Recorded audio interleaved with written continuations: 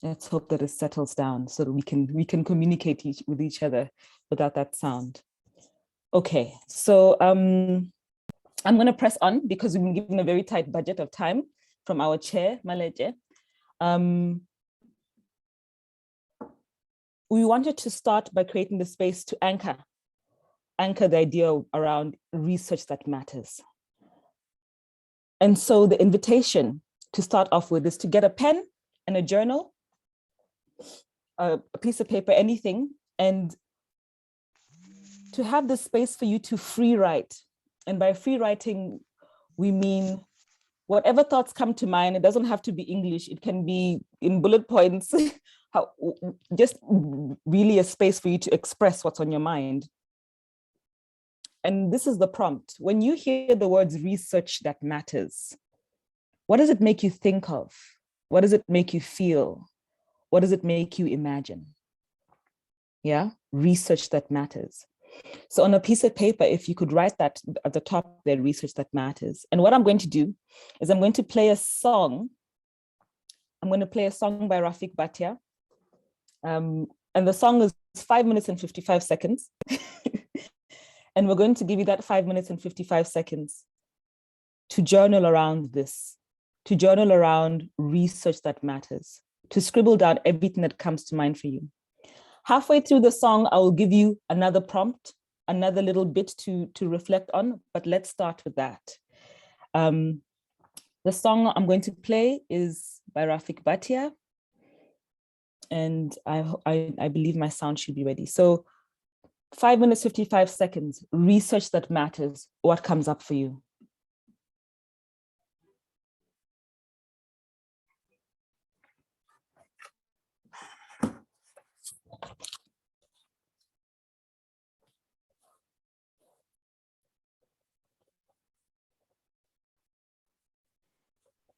Jaro. Yes? Yes? We're not hearing your music. I'm hearing it by myself. Okay, let me just take out my earphones. Maybe that might assist. Sorry about that, good people. Can you hear it? Yes. Yes. Awesome. Thank you. Research that matters.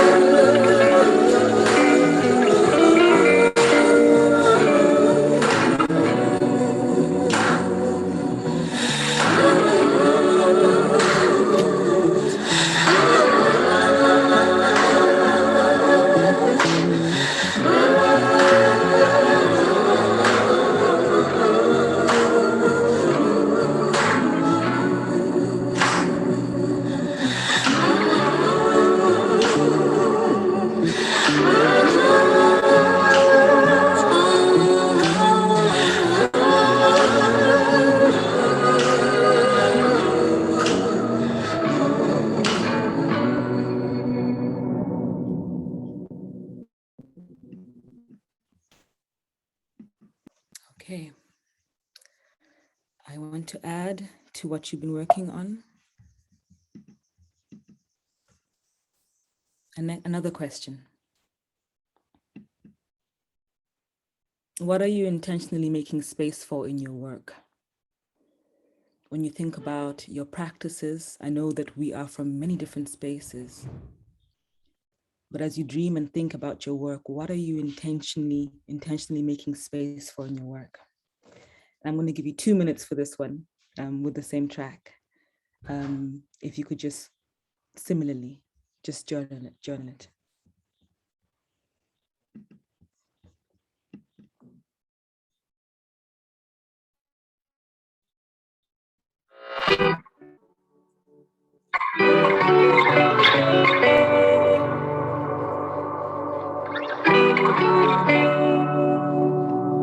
Sorry, I'm seeing a question, Maleje. Could I explain a bit more? Yeah, I mean, I think respond to it in whatever way it calls to you. What are you trying to make space for? I think it's often interesting in these exercises, whatever comes up for you. We will have time to chew this together, but from your gut intuitively, what are you making space for? I'm going to explain in other words, Maleche.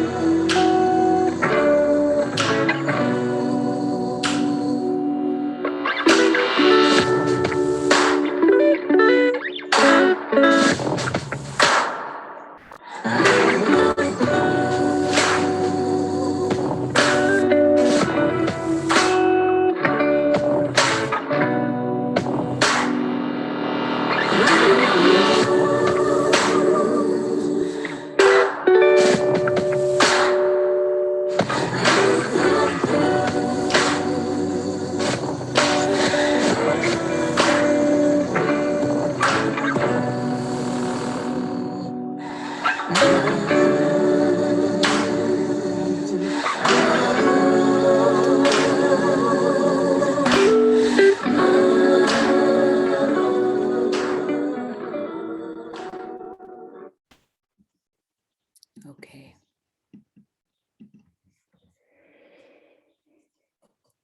I'd like for you to have a look at your scribbles. If you can step back a bit, open up your notebook, have a look at the scribbles that you wrote down in response to the questions, research that matters. What does that mean for you? And what are you intentionally making space for in your work? And just underline, have a read through now, a quick read through, and underline some aspects of what you've written that you feel, yeah, that fits. That's something that strikes me from what I've written, something that I feel is fitting for what I'm looking for. Just underline 5 or so things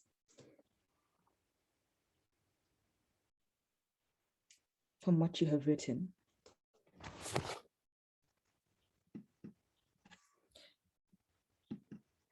And what we would like to invite you to do now, all 112 of us, is to put into the chat some of the responses to these questions that you generated in your journaling. In whatever order, doesn't matter, just put into the chat so that we can see what we as a collective are surfacing when it comes to issues of research that matters, but also what we're in the space that we are intentionally trying to create in our work. So please go ahead and let's make that that chat box dance.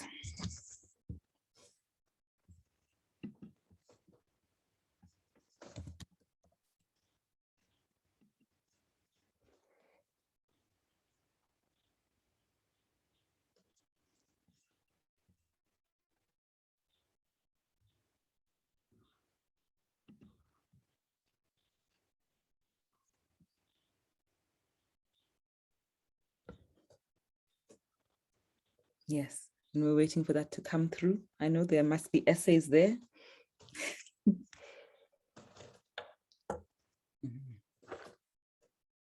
I'm going to kick off by reading the first ones and then hand over to my team. Asking about mutual learning. Indiwe has brought up fact-based research. Chris inspires action, hope, works for the common good, collaborative, it empowers.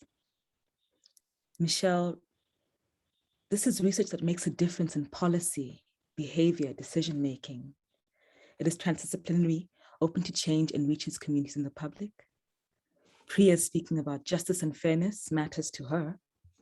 And so does freedom and shared accountability, because justice is so implicated in the context. Nkonza, research that solves societal challenges, both of the present and of the future. Chloe, a research that encourages the spirit of Bunu, humanity, reconcile people with themselves and their future. Naire, I hope I'm saying your name correctly. Findings must help in affecting change. Handing over to you, team. Yes, thanks, Njairu. I think I'll just continue from my side. We would have loved to hear some of you kind of reflecting, but it's kind of impossible when you have 112 people in the room. But yeah, we will just kind of reflect a little bit while we keep them coming. I think Roderick is talking about tangible benefits to all stakeholders. Mendes is talking about the research that supports sustainability. Excuse me. I see Ishmael there. It's talking about the research that address the knowledge needs, and yeah. But what we want to do while you also populating the chart is to take a little bit of key themes and a little bit reflect out of this as we go with the process. And so far, we could see that people are interested in research that support collaborative learning, collaborative development, the research that is addressing common good. I'm not going to single out each and every one, but I'm just going to try to bring a little bit of key themes that I imagine around that. The issues around justice and reconciliations, people are interested strongly in that, or that's what people feel when they think of research that matters. Informing policy and policy action, and also kind of linking into the kind of bigger commitments, sustainable development goals, as a way of addressing societal changes and transformation. So yeah, I think I will, Priya, if you want to come in here, just that we can just look through together in some of these key emerging themes here. Can I hand over to you? Great. So we've got Robin talking about including things like playfulness and fun, making a difference both for people and for biodiversity, for the world around us. Quite a few people are talking about justice and pain and really getting into context, so really impacting the real world, the experienced world that people are living. Leratu talks about engaging in research for specific reasons. And Lorata, we'd love to hear what your specific reasons are. Numerous people have talked about collaboration and working together and finding our way forward through working together. Looking at expansive and reflexive ways of research and balancing internal and external worlds, Anthony says, physical and psychological, cultural and personal.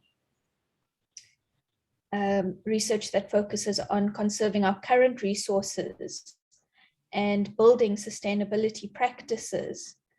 And this link between policy, practice, and people has come up again and again. I think I'm at the end of the list here. And Jairu, shall I hand back to you? I know we missed a few people up at the top. Yes, I saw Nokolo mentioned stress. I think I love the honesty of that, because I mean, it's very much a part of the experience that that we all have to navigate, and it would be good to talk about that as a community. And Ishmael Makaba was speaking about knowledge that presses on the knowledge pain point. I felt that was very interesting. And then in terms of making space for, Melissa also spoke about making space for grace and diversity and openness. Yes, there's so much here, but it's good to see it bubbling up. We want to, in our own ways, through our journeys, kind of speak to some of the issues that come to the fore for us. And Ruben's going to be kicking us off with that. So I hand it to you, sir. Yeah, I think this was a very interesting way to open it up. In a way, towards the end, we will again kind of try to pull it together, because we're launching this process, and we want to get as much from this community. And so keep putting your ideas in the chat if you can. I have a very short presentation. Maleche, I hope I can be able to share here. Which is you should be able to share, Ruben. Yeah, it's technically 2 slides that I want to talk to, but I make them a little bit longer so that people can refer to afterwards and also kind of use that space. Can you see my presentation? We can see your slides. Yes. So yes, then again, research that matters, and what are we making space for? And we want to kind of reflect from our journey and from our work, from our research, both personally, scholarly, kind of workspace, in terms of these key questions that we kind of working with here. And in this short story that I want to tell you, I will kind of touch a little bit around the matters of concern, what matters to you, to others, and a little bit around why, and around when science actually meet people. This is research for who, by who, how does one do that? And that will of course vary from one discipline to another, because this is a wide range of different disciplines. I will also want to touch about positioning yourself as an early career researcher and creating space for your imaginations, and also thinking about the community of practice. Where are you in your space, locating yourself in your field, who's around you and who you want to be with. And the key point, which I kind of put last there, is kind of the expansiveness for all or those important aspects of the research that matter that we were put in there. How do we kind of put that in action, the developmental aspect of it, and what actually do we want to transform? And of course, it's not going to address everything, but I'm just going to share with you from my side what I was grappling with from kind of early kind of development of my career space. So Maleche, why is my, okay, it's moving now. I was wondering why my slides are not moving. So Key reflections from my research, and my research is strongly based around, biodiversity and natural resource management, practices, and there's a wide range of them: restoration, biodiversity stewardship, protected area, water resource management, co-management, and so on. But my point here is it's kind of reflecting coming into this space, especially as a young graduate, when I felt like, I kind of understand this practice. Give me a wetland, I can solve it, I can restore it. Give me a protected area, I can tell you what to do in it. And when I get out there, and it became a little bit of a different story, and I went through this process personally to discover myself until where I am now. On your right, it's an important map. If you're in this field, you have seen this map one way or the other, where we talk about water security. Everybody, if you talk about socio-ecological research, oh, we're doing it for water security. Oh, okay, that's great. But I want to tell you one important question that one stakeholder, local villager, asked me when I was telling them about clearing university, because in 23, I was a young man. And I was saying, we need to remove them. And then they say, why? I'm saying they eat they use a lot of water. And then they say, but we don't have water. And when we save it, where is it going? What are we saving that water for? What are we restoring that for? I didn't answer that question until today, and I just left that old lady. I wish one day I can meet her and explain a little bit. But this slide, I won't talk to it. It's just a little bit for background so people can read. But what I'm showing here is there's more that inform our research, a lot of histories that comes into play. And this is around, the work around resource management in this country, around socio-ecological justice, the dispossessions, and those are some of the things that inform how one works with research. And personally, for me, moving around, this is the slide I want to talk to. Now, what are you making space for? And, if you see in that picture there, you have an old frame and the kind of a reframing. I like this picture a lot because it presents, a possibility and a challenge at the same time, that what we're grappling with, what we're trying to address, we want to reframe it, but do we have, the thoughts, do we have the tools, do we have the means, do we have the process to do that? We know where we want to go, we know where the future is. You can see they're pulling that big ball, which in this case, you can say it's a little bit of representing the decaying earth with just one string. Can they make it? What else do we need? That represent all the thoughts that we have been bringing in that charts. We need to do that, but how do we do it? And how does one work into it? And what do we need? And around it here, I talk a little bit around common good and commoning. And there's a little bit of references for people who want have a little bit follow up on that. But the key point here is,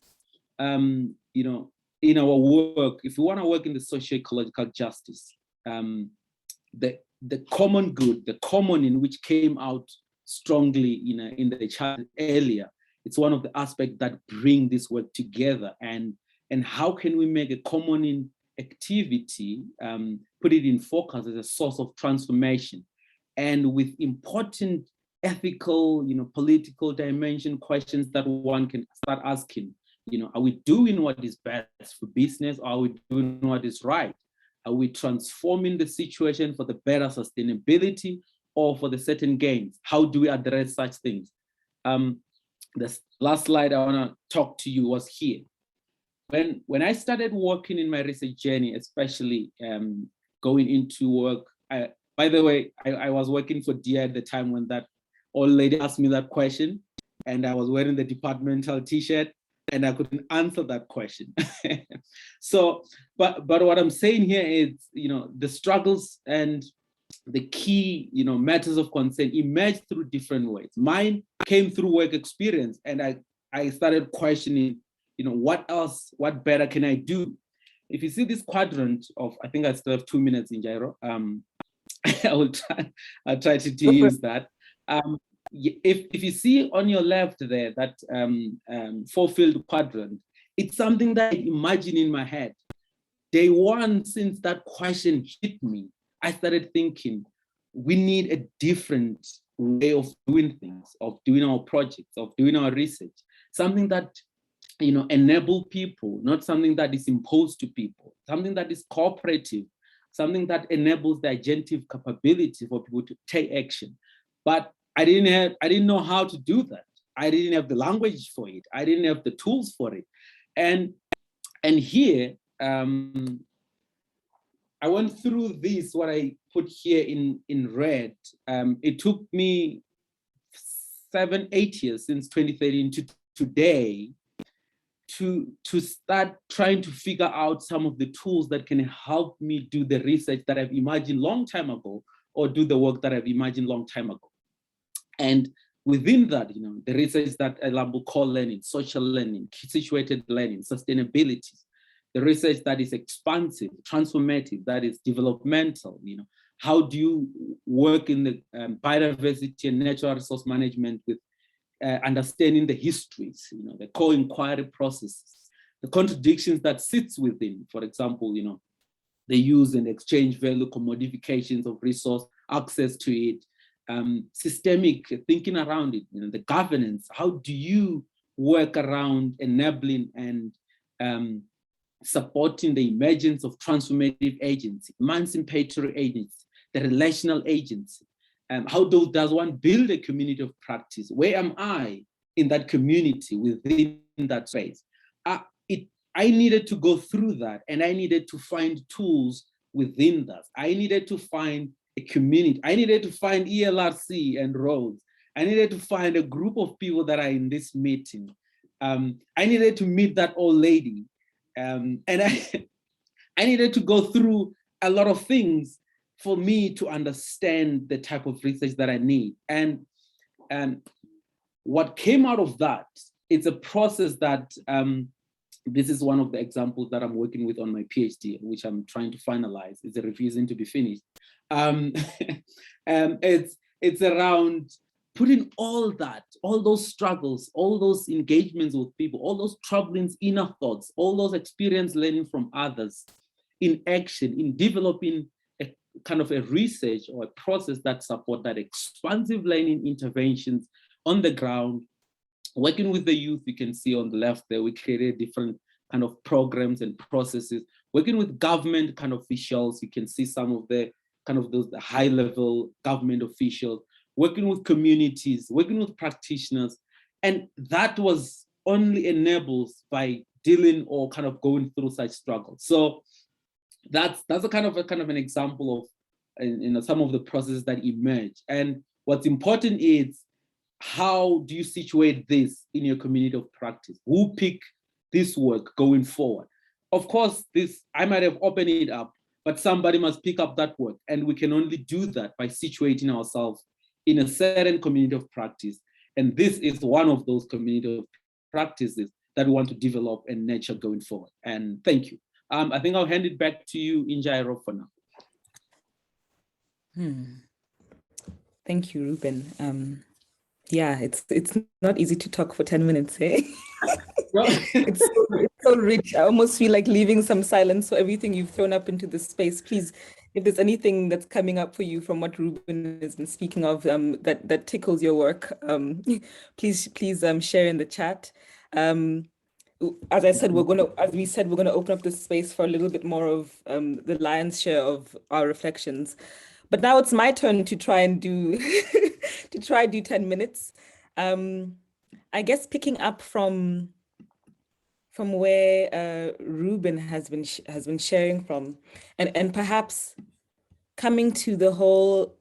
Let me press play here. Coming to the whole aspect of us together right here today being.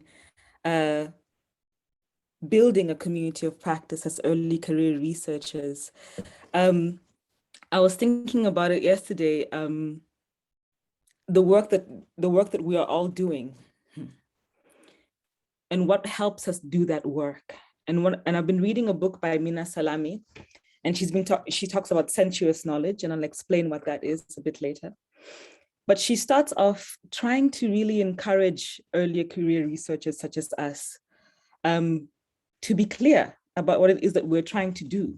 to be clear about what research matters means for us, and to be clear about the kind of spaces that we're trying to create. And she says that, I think the most powerful tool we can have is to be clear about our intent and to know what we want to do, rather than going into institutions thinking that the institution is going to frame this for us.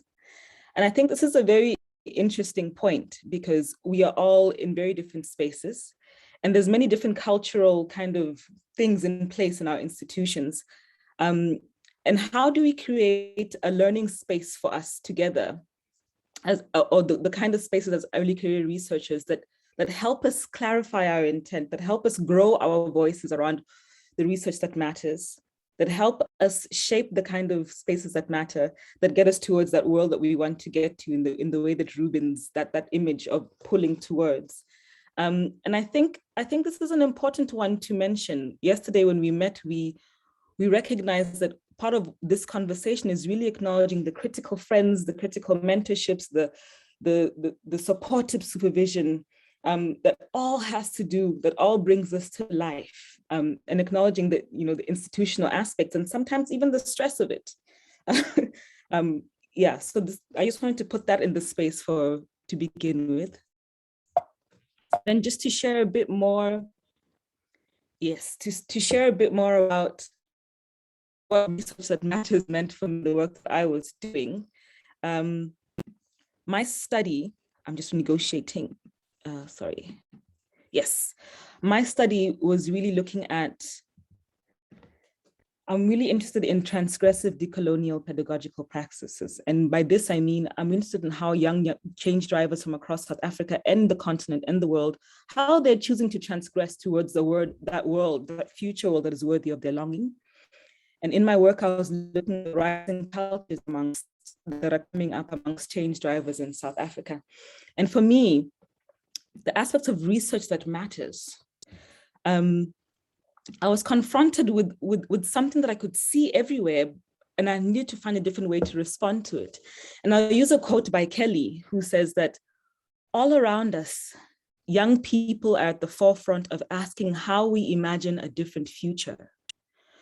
But their theorizing goes unnoticed because youth are still seen as junior partners of the social movement.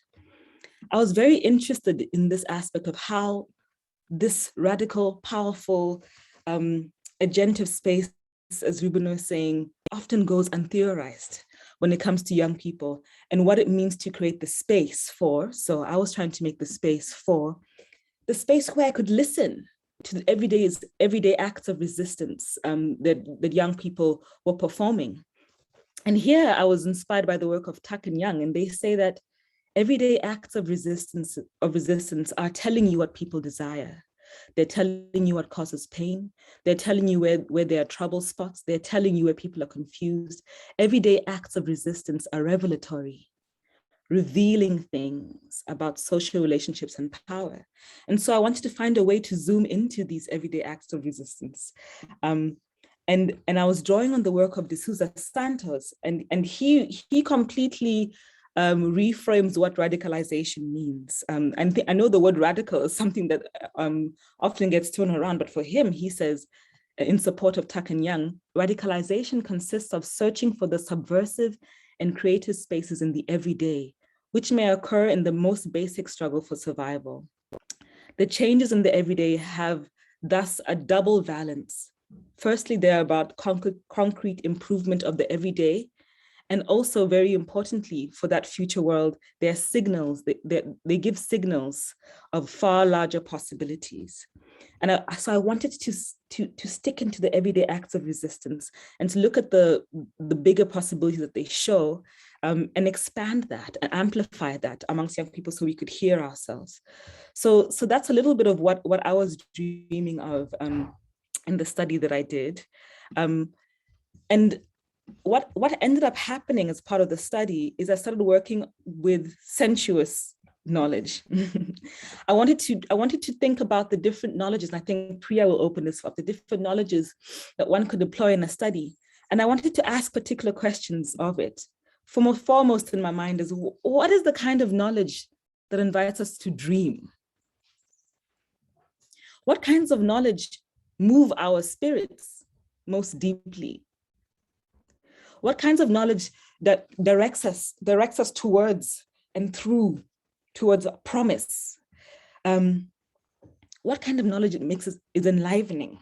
So I was sitting with these questions in my head, and of course I'm doing a PhD, and so I'm also in conversation with the academy as I'm looking for these knowledges and trying to work with the everyday acts of resistance of young people.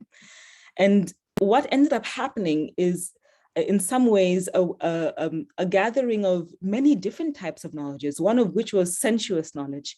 And I want to share a little bit about that, just as an invitation. And I want to read Mina Salami, and she says, sensuous knowledge is thus a poetic approach. It is the marriage of emotional intelligence and intellectual skill. It is perceiving knowledge as a living and breathing entity, rather than a packaged product to passively consume. It is encountering knowledge as a partner, rather than a servant, or a lord for that matter. It means treating knowledge as precious, so that it can hone you to embodiment of its merit. And I think this is really beautiful, the kind of knowledge that forces you, that invites you maybe into embodiment. Sensuous knowledge is knowledge that infuses the mind and the body with aliveness, leaving its impact behind like a wake of perfume. It is knowledge that is pliable and not as hard as rocks. And so for my study, I had to try and find spaces where that sense of enlivening, where the emotional was not left behind in the conversation, but seen as a vital part of it, where a sense of embodiness, was accompanying us. And I just want to add a little bit more thoughts around this in my brief 10 minutes. And here I want to draw on the thoughts of Robin Wall-Kimmerer. And she really challenges us in her work and as early career researchers to think carefully about the landscapes we're creating through our works, the landscapes in terms of the way we communicate with each other, the way that we commune with each other as a community of practice, and the way that we reflect together. And she asked a very critical question that I think really sticks in my bones. What if you were a teacher, but you had no voice to speak your knowledge? What if you had no language at all, and yet there was something you needed to say? Wouldn't you dance it? Wouldn't you act it out? Wouldn't your every movement tell the story? In time, maybe you look just to gaze upon you, reveal all. And I think what Robin Wall-Kimmerer is challenging us to do is to think about how so much is held in our words as researchers, but how do we communicate and reflect and commune in ways that goes beyond that holds essential? And in my study, very, very briefly, I realized that when we were doing when it was time for me to mirror back what all of these incredible young people had shared, I realized that just using the words and writing wasn't enough. And I was able to see what was missing in that sometimes when you reflect back with people, sometimes it can be alienating. Sometimes the reflexive workshop space that you created doesn't live again. It's almost like you contradict that when you give a written record of what happened. And so I decided to write songs instead, to write songs to each participant about what I heard as a way of sharing back the knowledge. And for me, this was part of sensuous knowledge, knowledge that could bring the emotional aspects of what each person shared and the intellectual journeys and their dreams, and share it through music. And for me, that deepened a reflexive space that we held together, and deepened a space for us to think again, to dream, to move towards the promise of what each of us was holding. So I'm going to leave it there. I don't even know if that was 10 minutes. And just bounce it over to Priya to see what she was up to. We're really hoping her internet connection will stay. Maybe Priya, if you put your video off and you continue with your screen share, it might assist. I hope, are you there, Priya? I'm here. Hi, everyone. We're going to try this out. If I disappear, then I'll come back, but please just carry on with the process without me. Okay, here we go.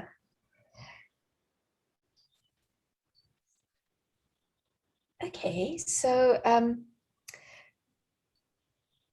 we've been in a collective conversation for many years, Njaru and myself, and very many of the scholars in our research community, populating each other's ideas and helping to stretch each other.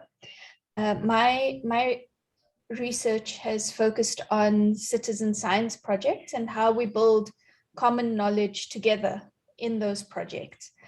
And my project started by trying to work out how we could build stronger scientific knowledge, how we could increase epistemic access to the sciences and build stronger scientific knowledge. And what I want to share with you today is a little bit of how that journey unraveled and fell apart, and something that I think is more powerful emerged in its space. So I can't share all of it, obviously. I'll just share a couple of key moments. And then we want to go into an invitation for playfulness. We want to invite you to play with us, drawing on some of what each of us has shared and see where it takes us. So I'd like to talk about transgressive intimacy, looking at post-abyssal tango as practiced research. The notion of the post-abyssal comes from Boaventura de Souza's work.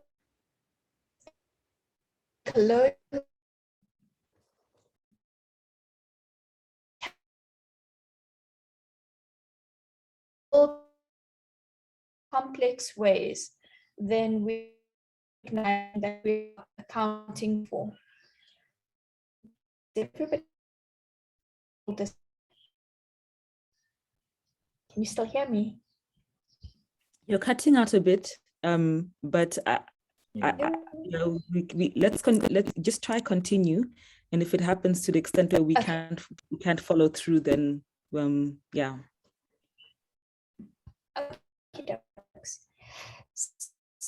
So, okay.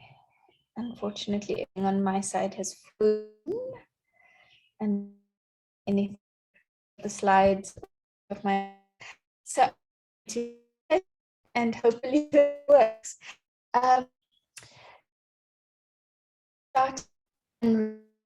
did this very careful analysis of citizen science projects and the ways that knowledge cultures are being constructed within them.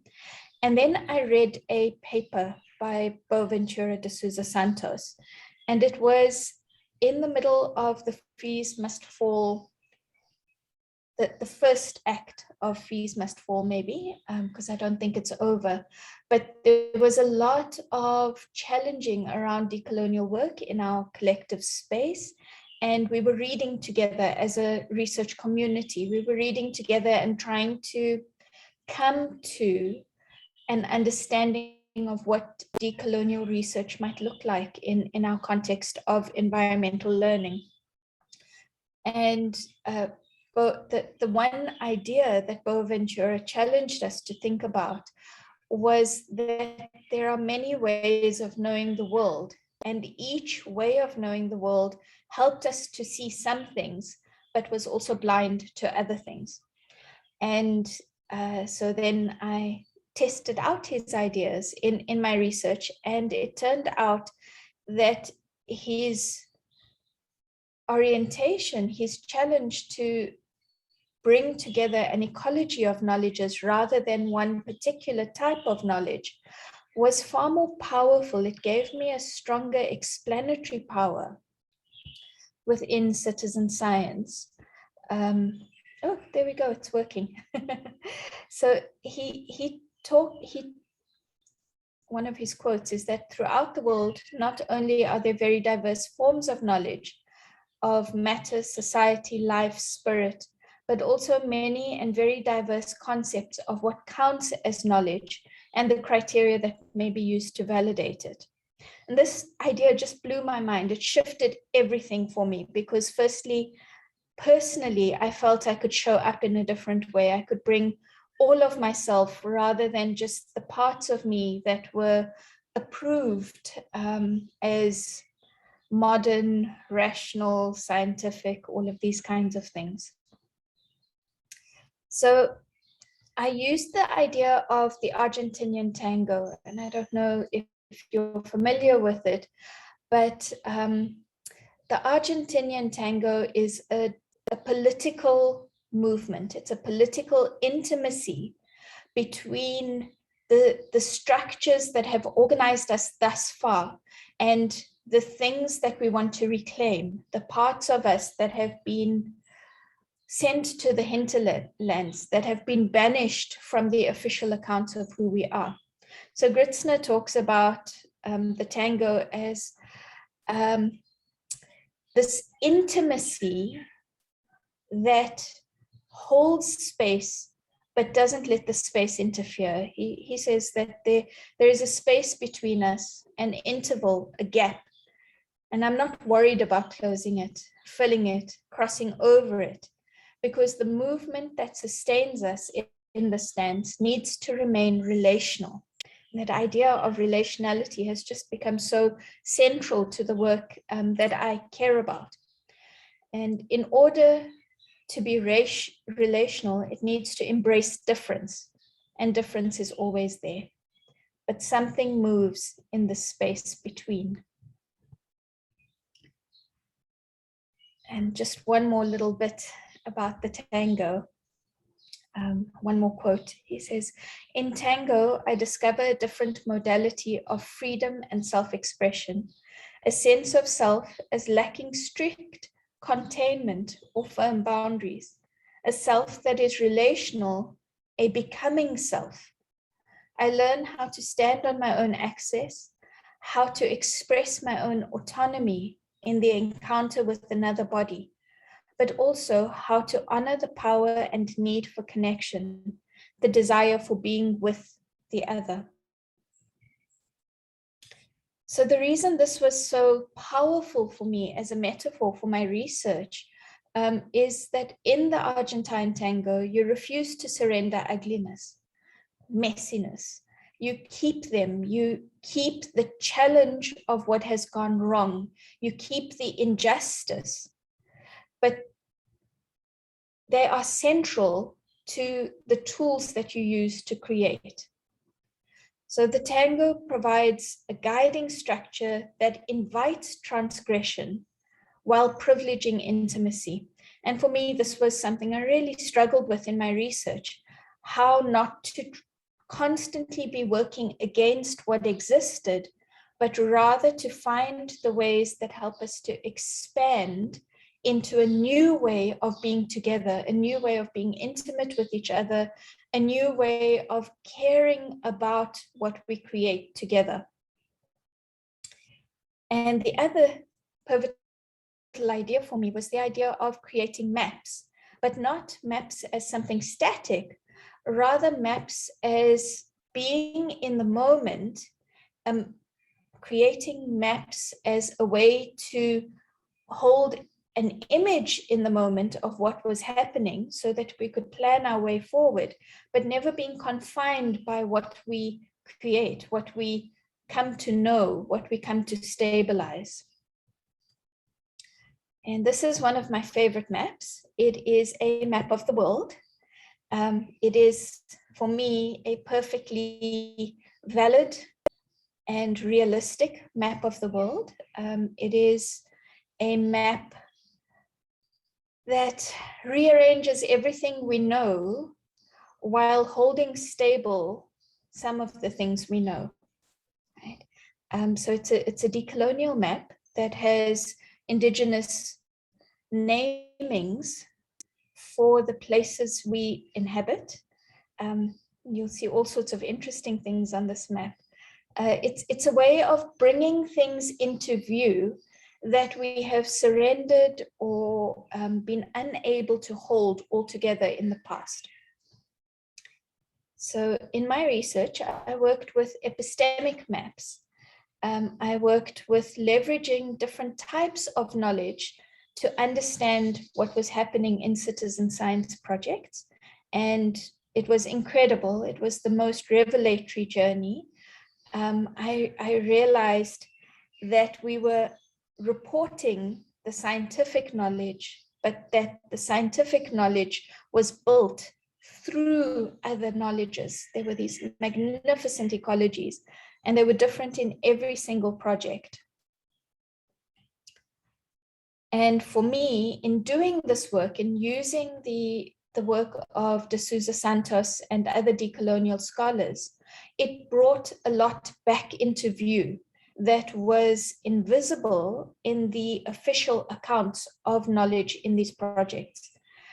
So, for example, it became very clear that citizen scientists were using an ecology of knowledges to build scientific knowledge, that they were so effective at building scientific knowledge because they had an ecology of knowledges to draw from. The scientific knowledge was reliant on and emerged through the enactment of an ecology of knowledges, and that the things that citizen scientists cared about were very different from the things that scientists and policymakers or citizens in their roles as scientists and policymakers cared about. And also that the way that knowledge was being built, the privileging of scientific knowledge, the privileging of particular forms of policy work were causing a range of epistemic, contributory, and distributive justice issues because of the means of production, and that it didn't have to be that way, that we can actually do something about that. So that's just a snippet about my research.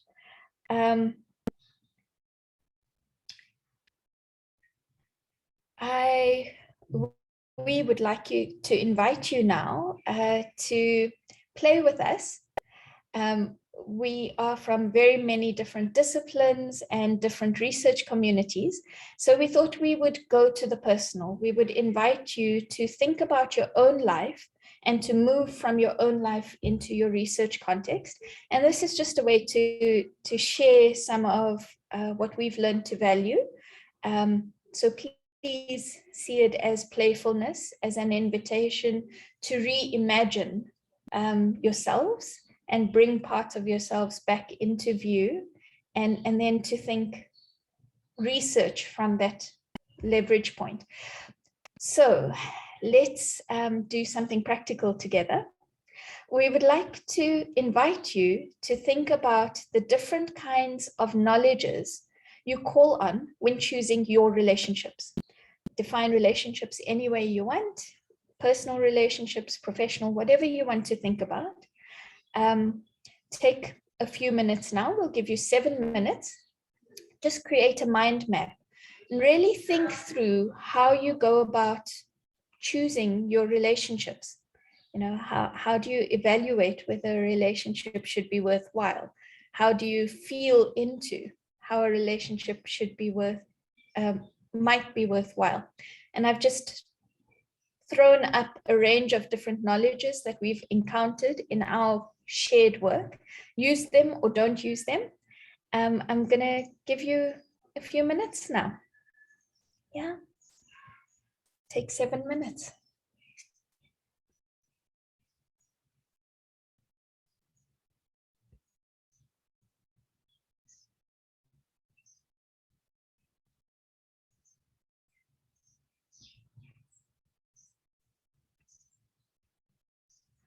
I'm not going to try and play any music because I think my whole system will crash if I do.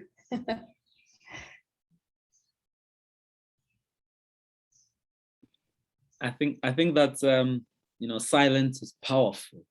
That's an extra layer and a tool we use to discover and think and see things. So let's enjoy the silence.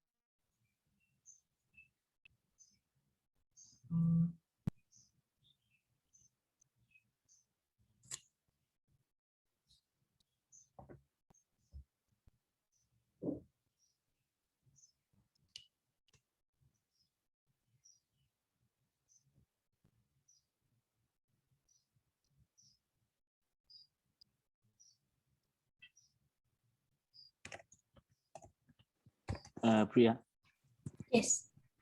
could you please keep your slides at full screen? Some people may have difficulty if they're accessing via phone to see what's on the screen. I will. I hope I can exit afterwards. Okay, all right. You can just stretch it. Yeah, thank you. That's fine.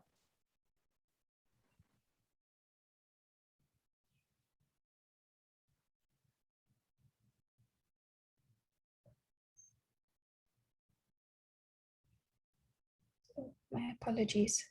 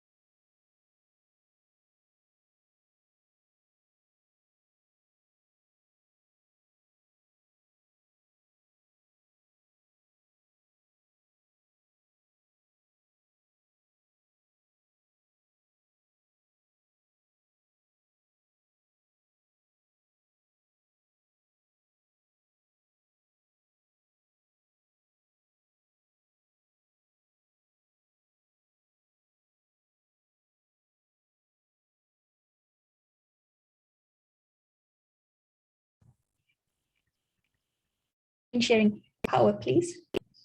Thank you.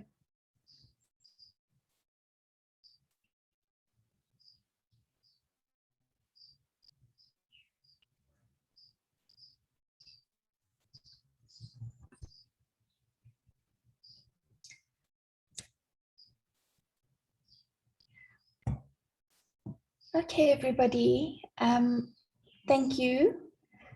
Sorry about disappearing. It happens.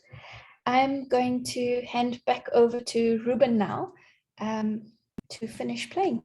Ruben, I hand over to you. Yes, thanks, Priya, and thanks for that quietness, which kind of gave us a lot to think about. I think, young man, Maleche, how many minutes do we still have so that I know how to kind of wrap this up? You've got 9 minutes. Okay, I'll work with 8. So with that exercise in mind, we, of course, in the interest of time, Malaysia doesn't want to give us more time. We want you to keep that exercise in mind when we go into the next session that Malaysia will give us direction. But what's essential strongly there is we wanted to use that practical example of relationships, but I want you to relate it on how do you bring these different ecologies of knowledge, into focus when kind of working with, our key guiding theme or question or research that matters. What are you bringing into the space and how are you creating your space? And the idea there is for you to call upon those different types of knowledges, the way you do now in this exercise, looking into your relationship. They all kind of bring together different qualities, different strengths, different focus, different ways of doing things that you need to kind of look closely what works for you and what enables you. And we'll talk a little bit more about that when we kind of go into the next session. But for now, I don't want us to waste a little bit too much time. But what I can do, I can ask my team if there's anyone, 1 or 2 or 3 people that would like to reflect from that, or to reflect from the session in general, if they have a kind of a burning question or kind of a reflection that in 1 minute they will want to kind of, it will be good to hear the voices anyway.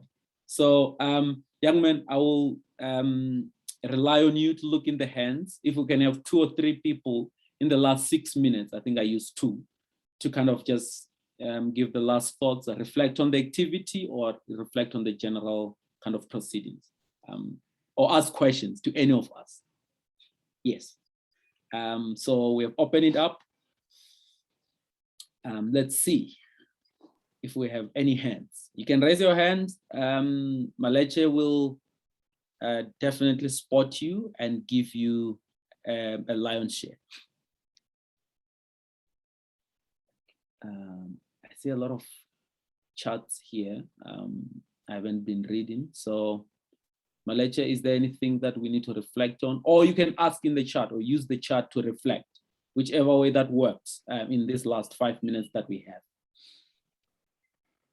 Thanks, Ruben and team. I'm scanning the participants list for hands, and I'll let you know. But we've got 6 minutes remaining. Yes. So if there are no hands, you guys can wrap up. Yeah, maybe while we're waiting for the hands, I have a feeling that people are struggling with technology. I believe people want to say something. Injairo or Priya, if there's any last kind of concluding remarks that we can just bring in focus while we're waiting for those hands.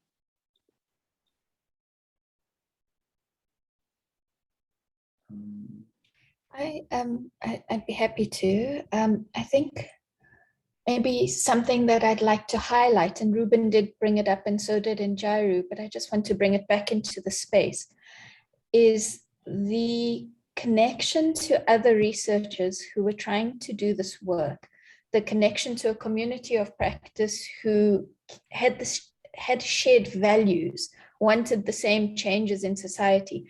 That has been pivotal for me, because everything else becomes uncertain when you do this kind of work. Part of this work is questioning everything that has been stable in research practice and in policy work. And so for me, it's really been pivotal to be accompanied and to be able to accompany others. And to figure it out together, not to have to know everything or understand everything by myself. Yeah, that's true. Injera, I will. Yes, Anthony, can I pick on you? I hope you don't mind. I really like your comment in the chat. Could you speak to this, please? I'd really appreciate you speaking to what you put in the chat in terms of the process. Anthony, are you out there? Yeah, you can pick on me. No, it just was, I guess, just the process of kind of looking at relationships through that lens, and sort of just dwelling on it. I've been thinking a lot about relationships recently. Just, I think COVID's kind of brought it on with a kind of I don't know. It's the whole global situation's left me in a space of stasis. Or like in a feeling like I'm in a state of flux or whatever, or not kind of in a, I don't know what you call it. Anyway, and and I've been like thinking about relationships as the sort of a driver of meaning in life, and the process. Yeah, and then this gave quite an interesting structure to kind of dwell on that. And what did you find unsettling within that? Because I guess I just the deeply sort of reflexive part, and I guess our relationships are not something we're maybe that accustomed to appraising too deeply. I'm not sure, and it's a little bit, it's quite close to home when you get into it.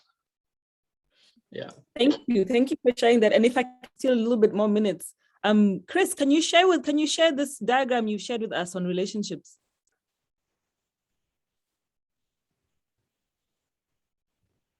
Chris Abraham. I'm just Sorry. Hi, can you hear me? Hi, yes, we can. I'm not sure if you could see my relationship map. It doesn't even make much sense to me, but what I sort of gathered from it is like normally when I go through a personal relationship, I first evaluated how I go through a personal relationship, and normally I consolidate my sensual experience or my sensual knowledge to my spiritual knowledge, because I'm like, that's important for me when it comes to a relationship. And then I combine them and look at my cultural experiences. Mm-hmm. And only once I've done that, once I've looked at everything in my past, that's when I start to use my the interpersonal knowledge, the generative knowledge that forms between me and the other. And that's where the cycle starts of the knowledge journey. It's only after consolidating my past experiences, my past knowledge, that which I've inherited, that my relationship starts to develop and the knowledge improves.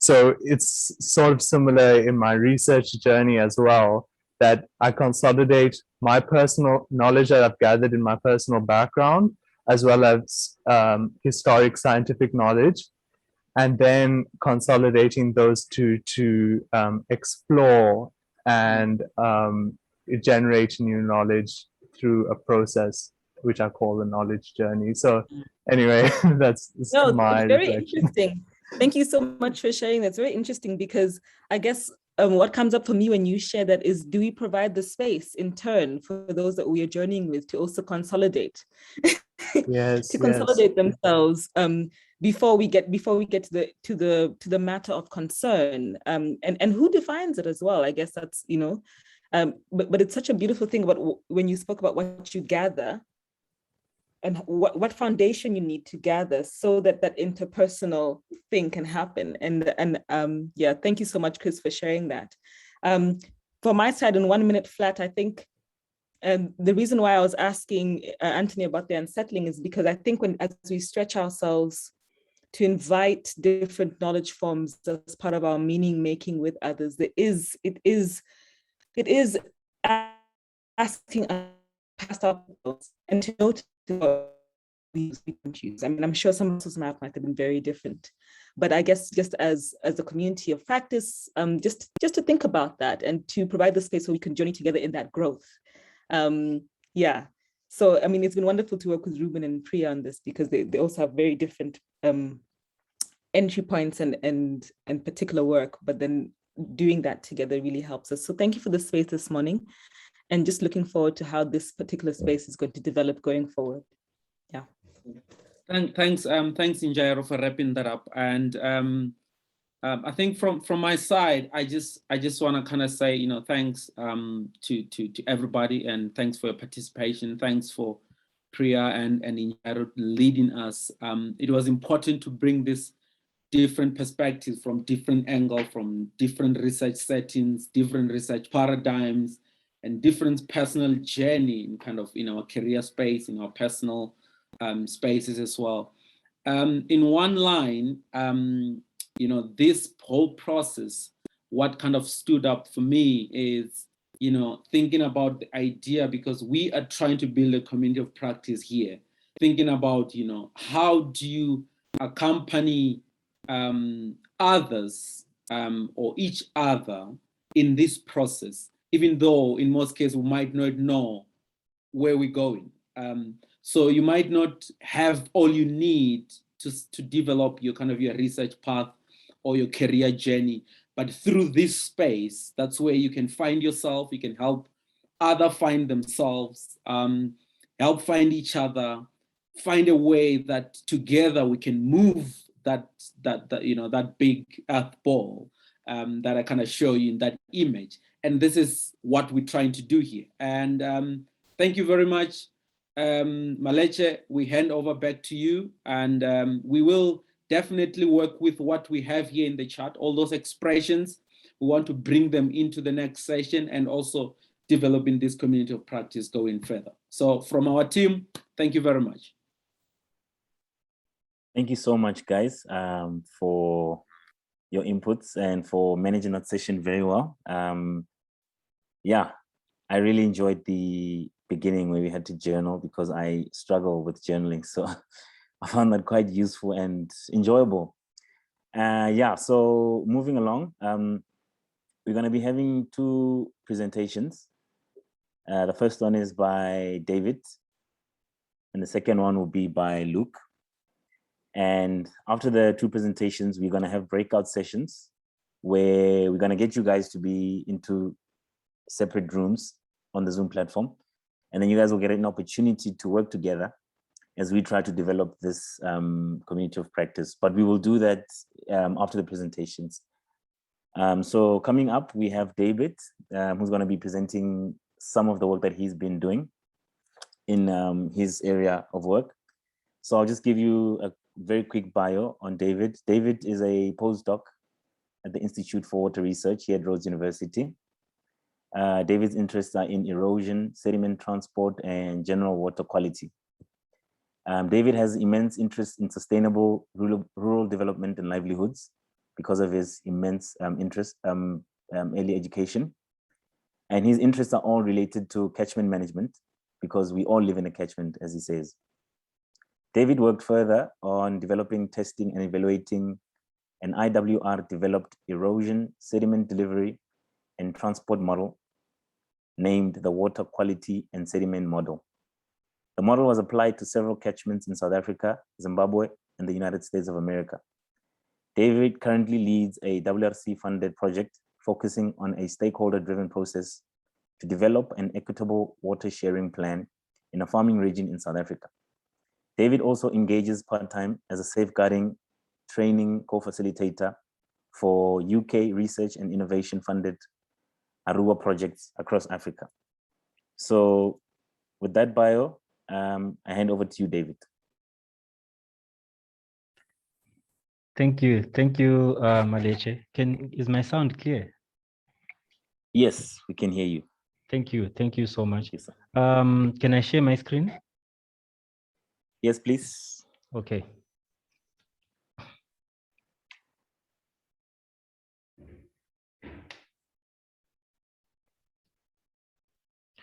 Okay, so I would just like to say good morning to everyone and take this opportunity to thank the conveners of this meeting and for giving us an opportunity to come and share our work. And also the idea of a community of practice around transdisciplinary approaches is very exciting. And I've been listening to my colleagues who have presented before me.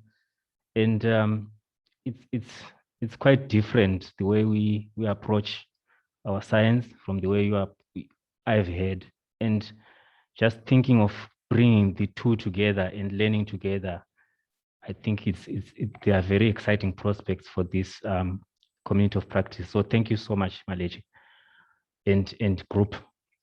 So what I'm going to do today is I'm going to just share with you some of the work that we are hoping to do or we've started doing. And it's a transdisciplinary approach to solving a complex ecological problem, as the topic says. And those are some of the project members listed there. And these are some of the collaborating organizations. Just to mention, this is a water research funded commission project, and we're working at the IWR, the Freshwater Research Center, which is based in South Africa in the Western Cape. Then we've got INRAE, which is a French organization that deals with agriculture and food and environment. So I'll just give you a brief background of the project so that you understand where we are coming from and where we are going and why we are deciding to choose the approaches that we are choosing. So our aim is to assist stakeholders in developing a water resource management strategy. So, and the success of our project will be when stakeholders adopt collective and common interests in water use management.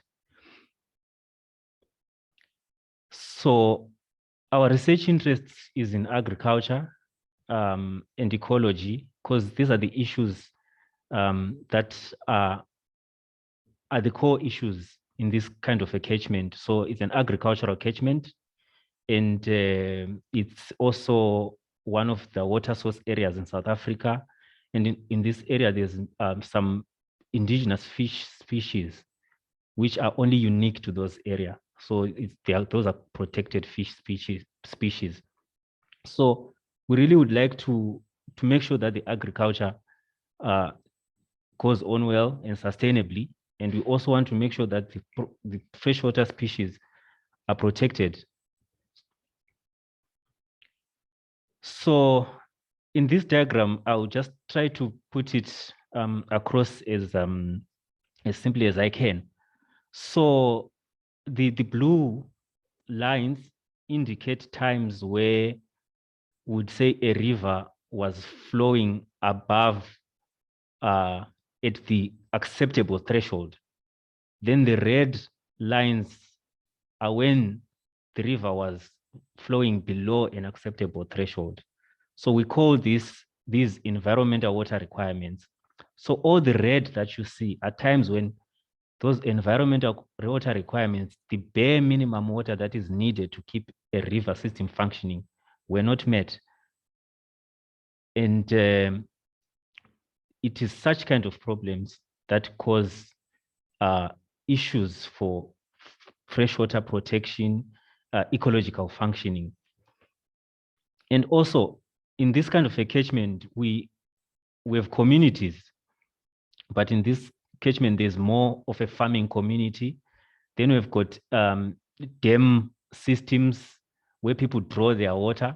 Then we've got upstream and downstream people. So there are people living upstream in the catchment, and there are people living downstream in the catchment. So a dynamic that starts happening whereby if you are upstream in the catchment where most of the water is, you have first access to the water. And the person downstream here only has access to the remaining water. So in this kind of a situation where everyone needs some water, water sharing becomes a very important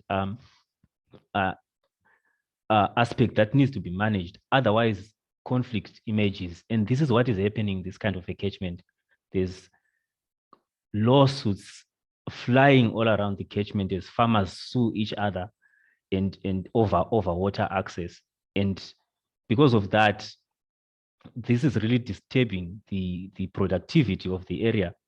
Farmers should be concentrating on just productivity, farming and job creation, other than having to be fighting for water. So in this kind of a setup, we really need to come in and I would say bring sanity through the development of an equitable water sharing plan. So the rationale, as I've already mentioned, is that competition for water resources leads to water-related conflicts.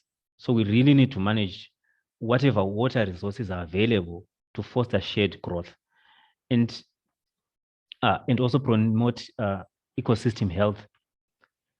So what I would call our broad project goals are we want to make sure that the ecological reserve is protected and that water is equally distributed among the multiple stakeholders or landowners. Then we want to develop applicable, cost-effective planning tools and procedures that can be applied by non-technical personnel. So we want to ensure that whatever tools we supply to the farmers, or the communities or the water use associations, it's simple tools that they can sustainably and continually update and apply without needing to be a hydrologist like myself or an ecologist like one of the person in our project team. So we also want to demonstrate the value of what we call agent-based model.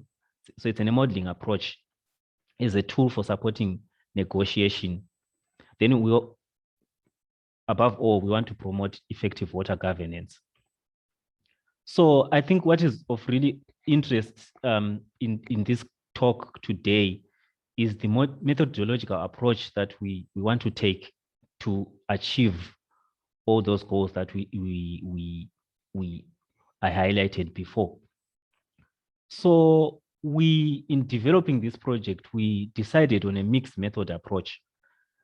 This entails we want to monitor environmental flows.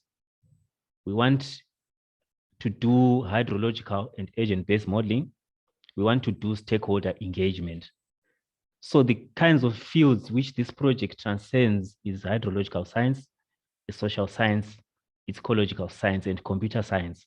So we are trying to integrate all these to solve these complex problems that exist within this catchment, whereby farmers need water, the environment needs water, the fish needs water, and everyone is not getting enough. How do you get people to share that small resource? So we are going to be using this kind of a mixed method approach. So just to go a bit more into the methods that we selected. So first of all, we're going to do field assessments. So field assessments is part of flow monitoring. As you can see, we're going to go to the rivers. We're going to install flow monitors. We're going to measure aspects such as groundwater. So monitoring will mix a combination of ground-based monitoring. Then we're also going to look to the available satellite monitoring data that is available for what we want to do. So this is the first level of method that we're going to use. Then after we do field assessments, the data that we collect from these field assessments, they will help us to come to this stage, which is hydrological modeling. So in terms of hydrological modeling, we're going to model the entire catchment. So for those who haven't been exposed to hydrological modeling, what we're simply doing is we're saying when it rains, how much water is available in terms of flowing in the river, in terms of groundwater. So we want that's what we want to understand, the various water components in terms of river water, in terms of groundwater, how much we can have in our dams. That's what we use hydrological models to do. Then on top of that, we're also going to investigate what we call climate change scenarios to say, okay, under these hydrological conditions, what do we expect in the future? Because remember, I said we want to develop a water sharing plan.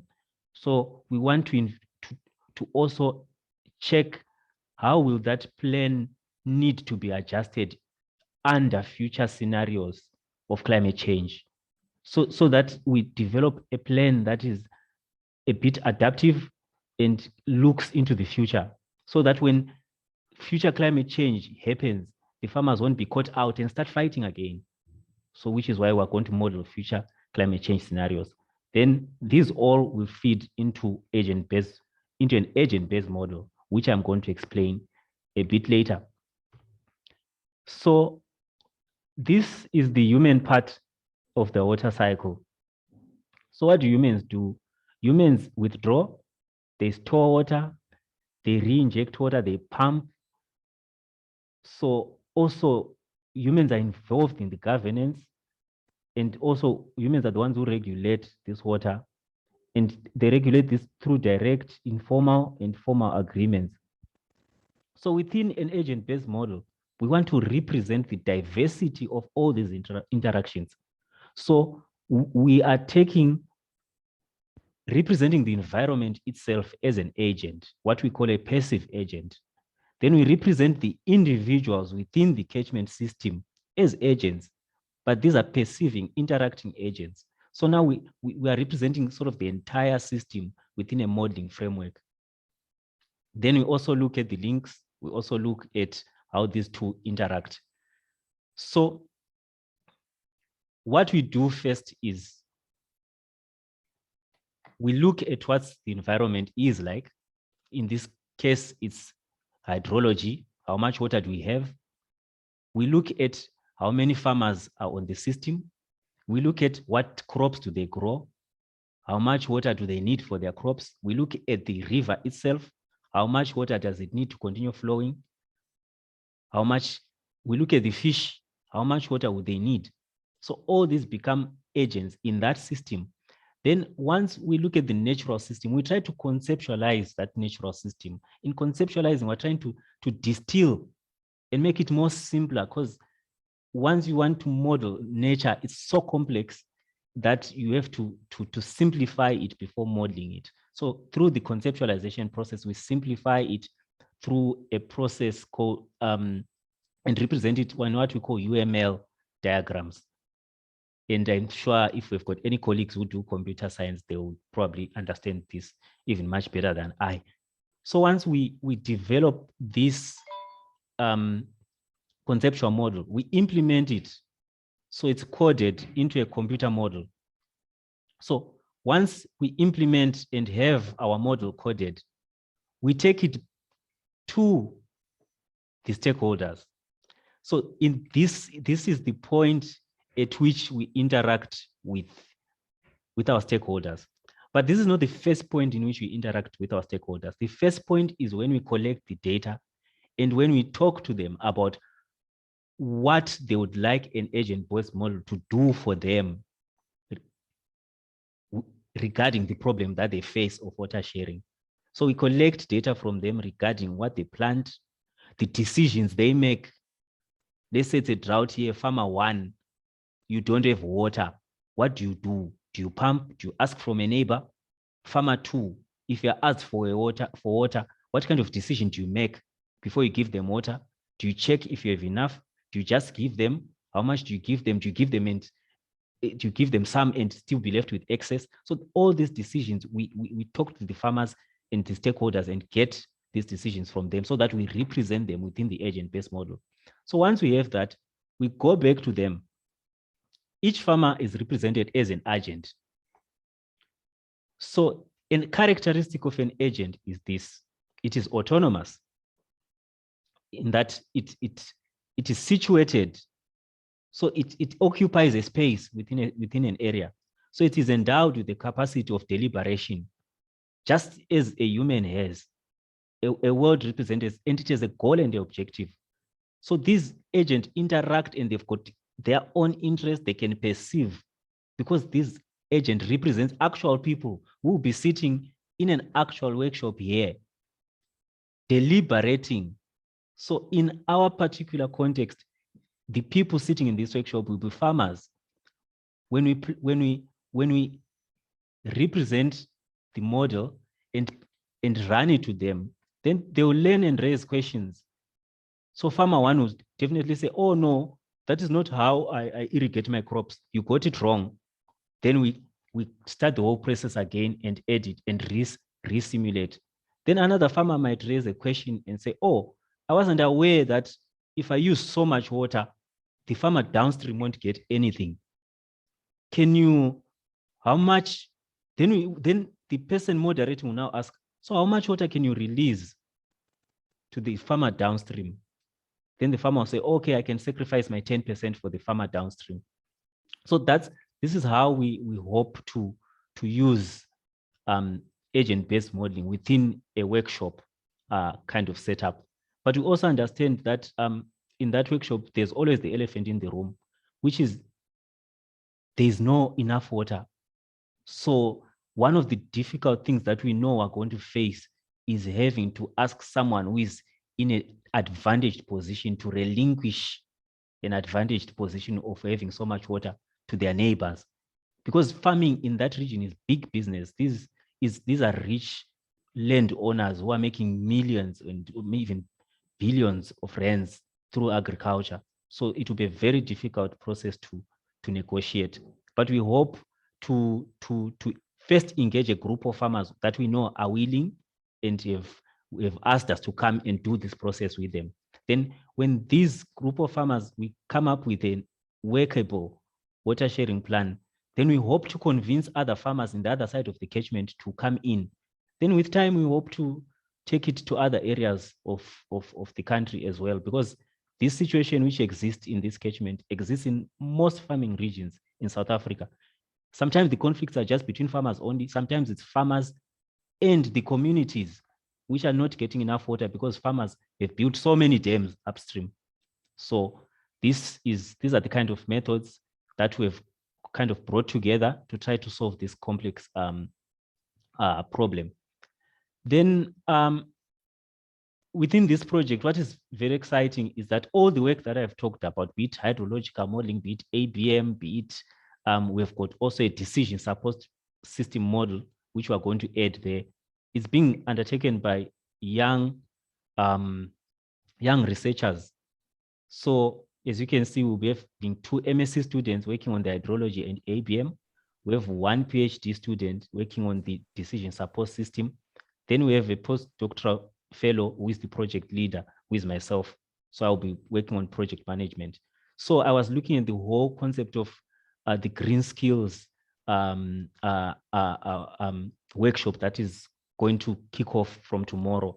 And these are the kind of skills that we're trying to build. And it's exciting to be working with young people on this. And we hope that this community of practice will bring us closer to colleagues who can help us. Because you saw our team, it's mostly hydrologists, computer scientists, ecologists. The social science is a bit weak. So I hope within this community of practice, we'll get to collaborate with social scientists and get a view of how do we take this forward, because the workshop part is definitely going to be the most important part of this project. Everything else, we can do it on computers. but interacting with people is going to be key to achievement of the project goals. So with this, I would like to just say thank you to everyone. And I hope we make this a success, because it's very important and key to the development of our individual careers and the betterment of the academic spaces and research spaces that we hope to be working in. Thank you so much.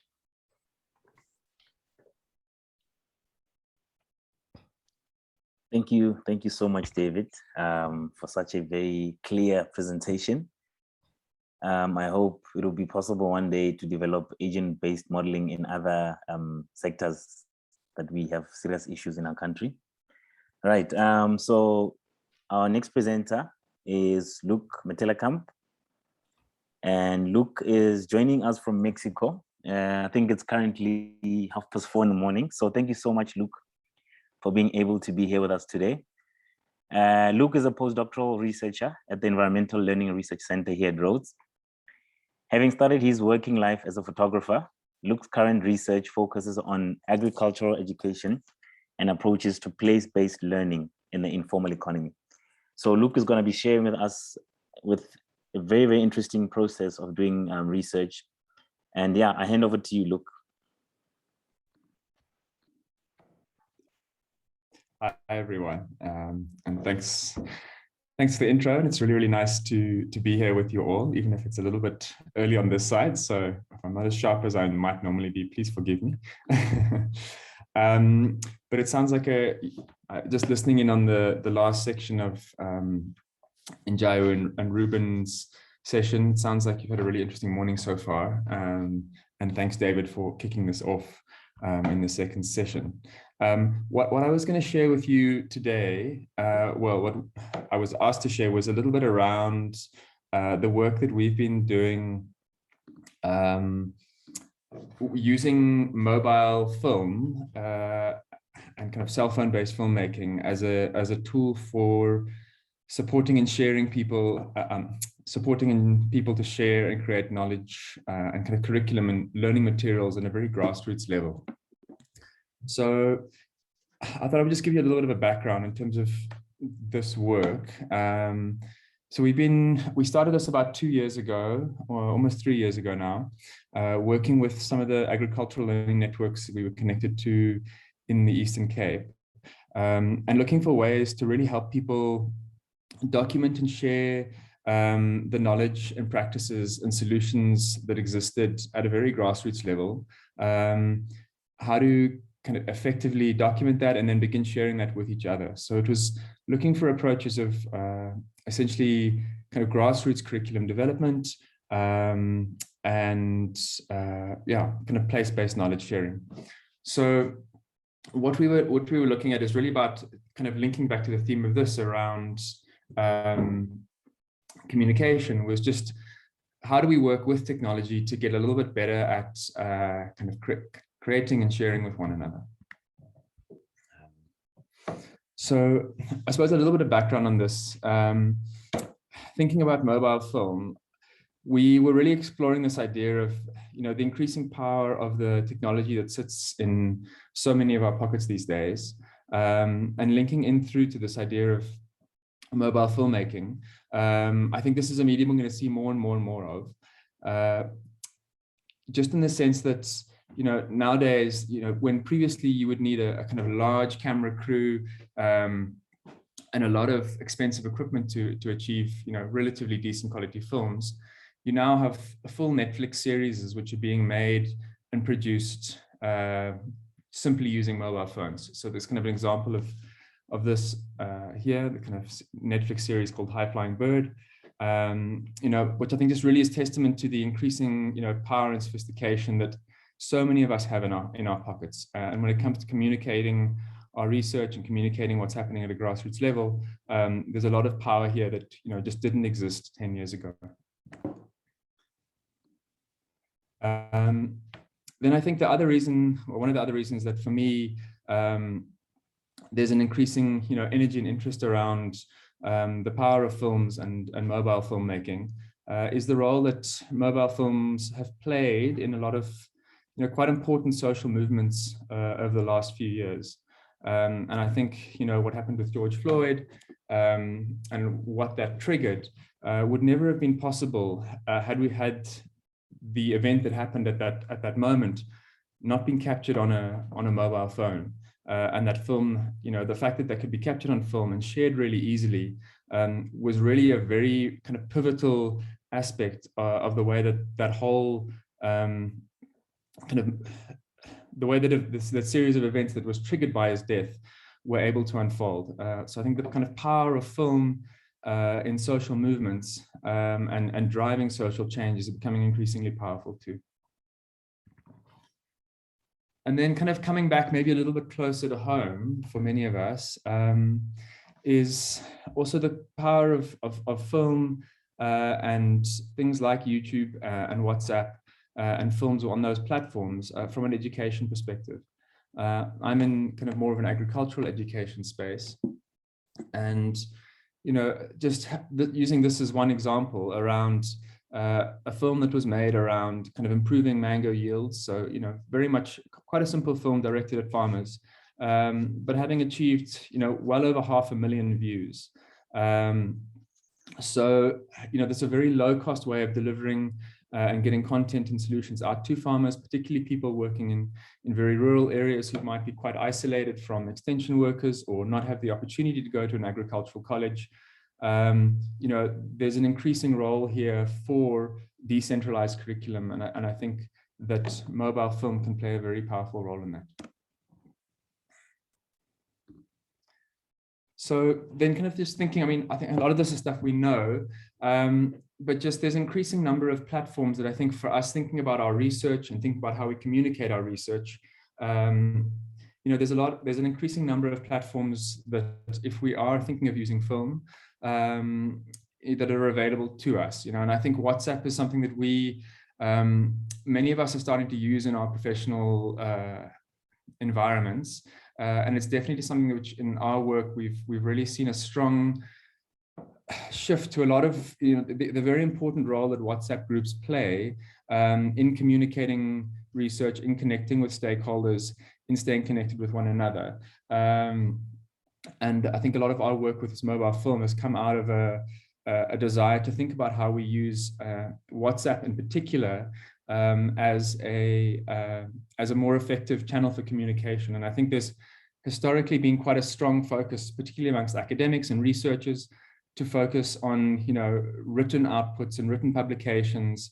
And I think that particularly as we're moving to be more inclusive, you know, written publications in many senses are a very elitist and exclusive form of communication for us as academics. And I think that, you know, mobile film is one way that we can, I suppose, start exploring quite complex topics and questions, but in ways that transcend language and literacy barriers and can help us to come together around quite complex ideas and discussions in a much more inclusive way. I think there's also quite interesting, you know, with the kind of low data movements and things coming forward now, and new apps like Moyo coming out, which are effectively data free. I think it also opens up a lot of opportunities for us as researchers and as a wider community of practice to think about how we use these digital channels of communication and the role of video on those channels when the cost of data is rapidly falling in these spaces.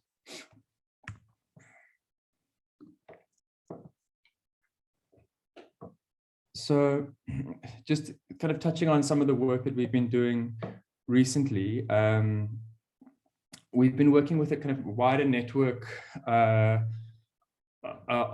collaborative crop researchers in East Africa, West Africa, and as well as Latin America. So these are networks of farmers, academics, NGO faculty, NGO staff, and a wide range of people involved in agricultural research and education. And so they've been involved in trying to find localized solutions to agricultural problems that farmers are facing on the ground in many countries across the world. And so, but one of the challenges they've traditionally struggled with is how, particularly in the time of COVID, when farmers are not able to visit each other as much, how we get better at sharing the lessons that farmers and the solutions that are being developed at a very grassroots level with other people. So we've been working quite closely with them over the last year to develop a kind of series of films. And the process here has really been to focus on building the capacity for farmers and people at a very grassroots level to document the research and document their findings from their own perspectives. So it's been a really interesting process. And I think for me, it's a very nice example for us as a wider community of practice, thinking about how we don't think about research communication as something which happens at the end of a process, but rather how we build the skills up around ourselves and around those who are involved in the research with us to tell the stories as they're unfolding. So we kind of build that research capacity, or the communication capacity within the research process, so that at the end, we don't really have the same need to kind of transmit our findings or communicate our findings. The findings automatically almost communicate themselves. And I think there's a lot of work that shows that people learn and trust findings much more when they're communicated by people that they can relate to. So that we almost learn best from people most like ourselves. So that if we're working, working on agricultural solutions, for example, or whether we're working in the water sector with, I think wherever we're working, if we're working with farmers, how do we get farmers to communicate the findings? How do we get them to be the ones that are conveying the messages to other farmers? Because if we're able to do this, people are most likely to take up our results. So that's, I think, just some of the thinking that we've been trying to push and move forward. So I'll just maybe take a couple of minutes just to share one of the films that kind of come out from farmers as part of this process, just to give a little bit of an example of it.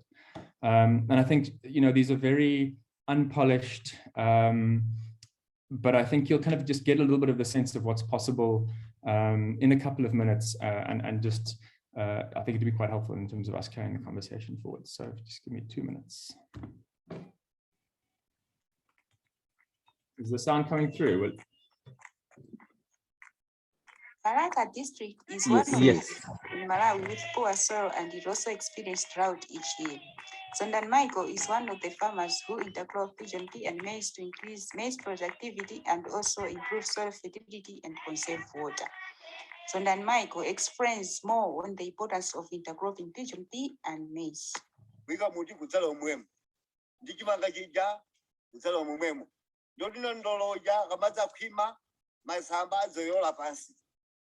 Kuyola kwa masamba kuja ndio kumene koko ndiye kubweza cha nthaka kwa masamba aja azola munda momwemo silifuna wina aliyesadzipusa yayi koma kuti zose za mautucha ni mapesi zose zizola nana muti momwemo taphimbira nditu wamaphimbira kumene kuti thandizo noti mvula ikamadza bwera kuzikhala ng'amba mizatenga nthawi kuti mupite inyezi kuti chimakapene chifoke sitingafokeswe ya masambawo ndicho chimenecho chifukwa masamba akamagwera pansi paja ikabwera mvula ija kuwazira mmene muja masamba akaolerana ndoti pamene popo apakachonde chimaka chimatadza chija basi tuti mafuta tizipita kumizi kumene kuja chimaka chakomeza chikufika kwambiri. Are these the only benefits?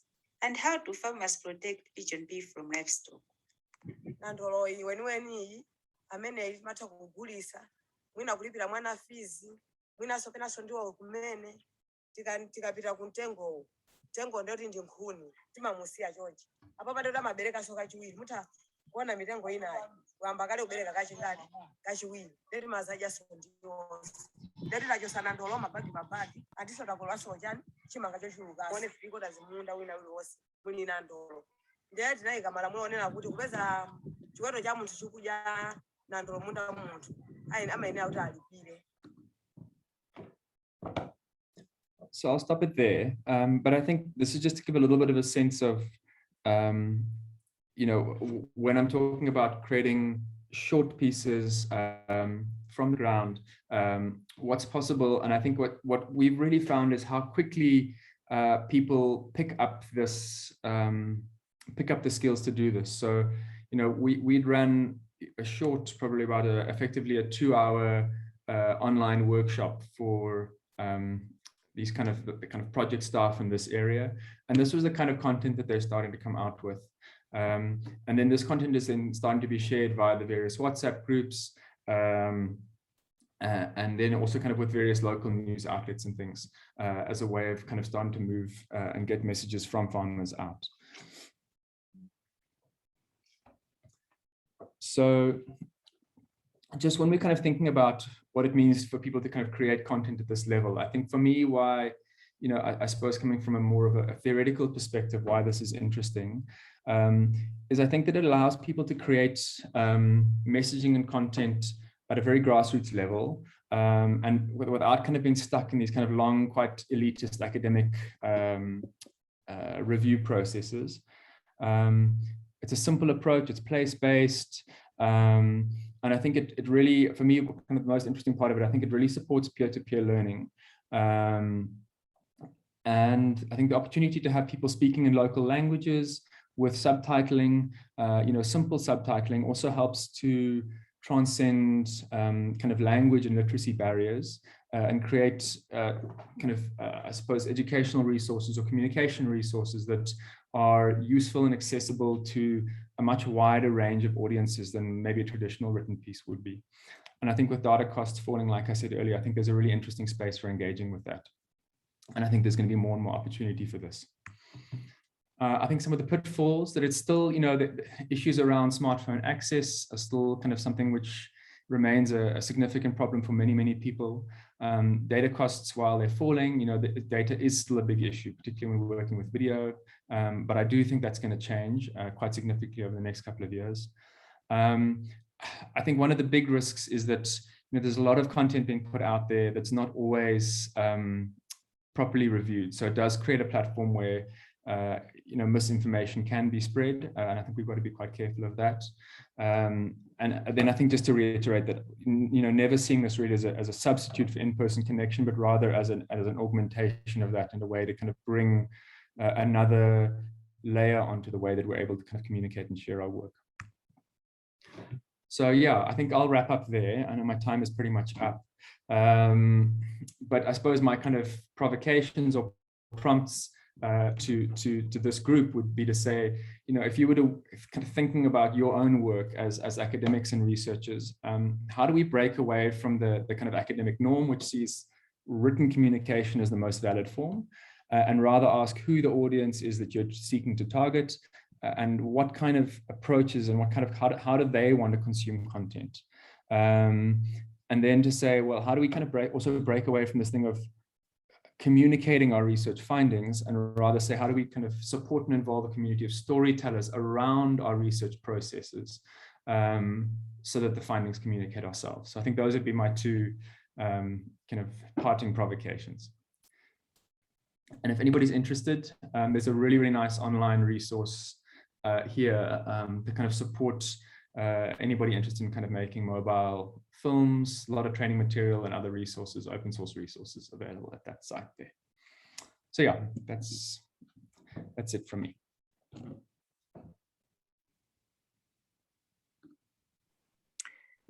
Thank you so much, Luke, for that.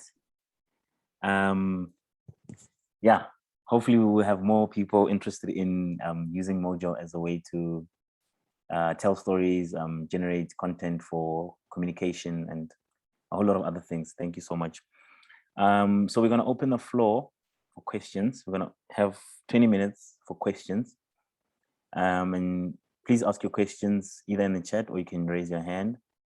And the questions can be linked to Luke's presentation, David's presentation, or the interactive session that we had with Njairo, Priya, and Ruben.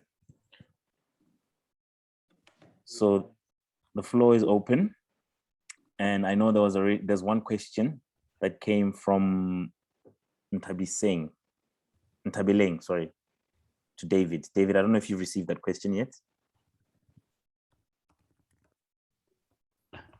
Hi, Maleche. Yes, there was a question directed to you by Ntabileng.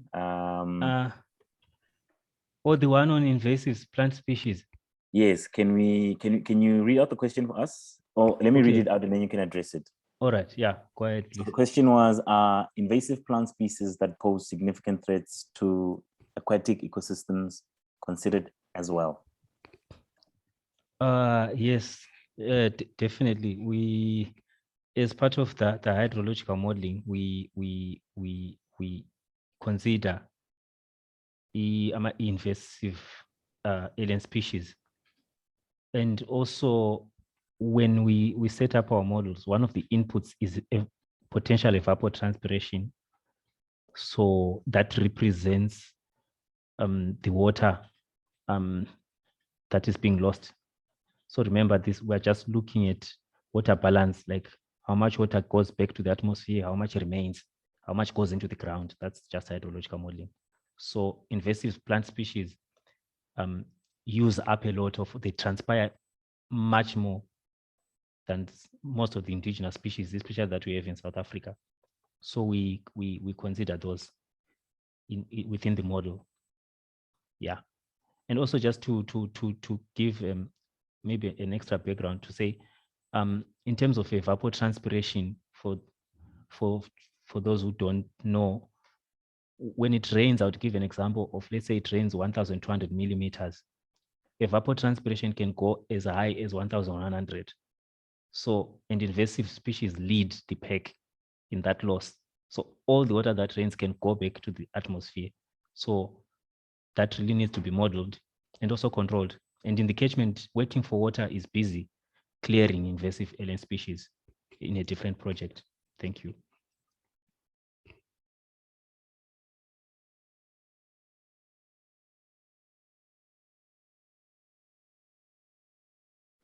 Thank you so much, David. There's a question from Agay. David, I think it's addressed to you. Is it possible to, sorry. Is it possible to share the presentation slide on the hydrological model?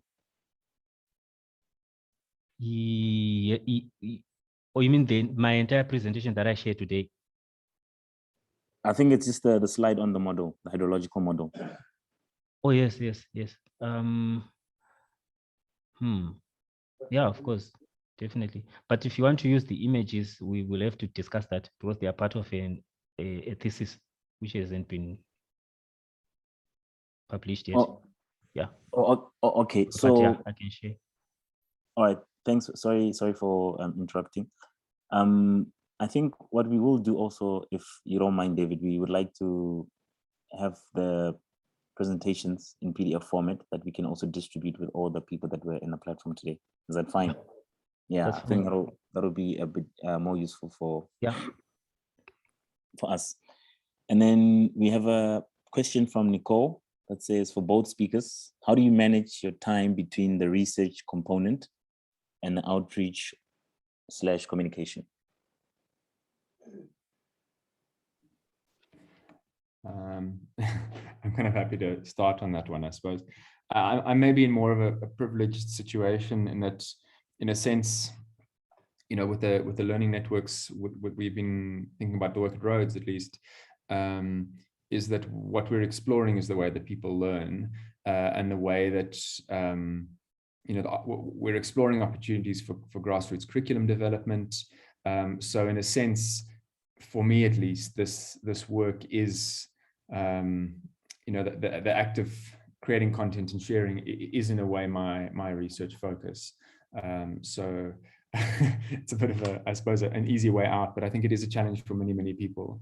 But I would, yeah, I would also say that I think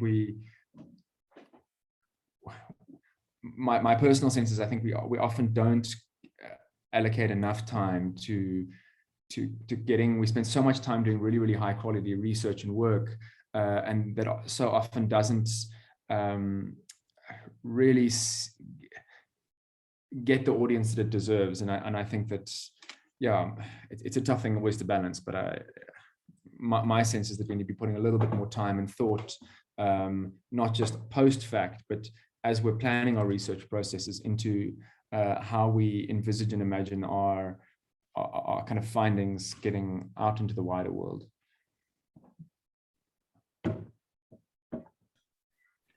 Thanks, Yeah. Luke. David, you want to go? Yes, thank you. I would say in terms of managing time between research component, outreach, and communication, that's really a difficult one.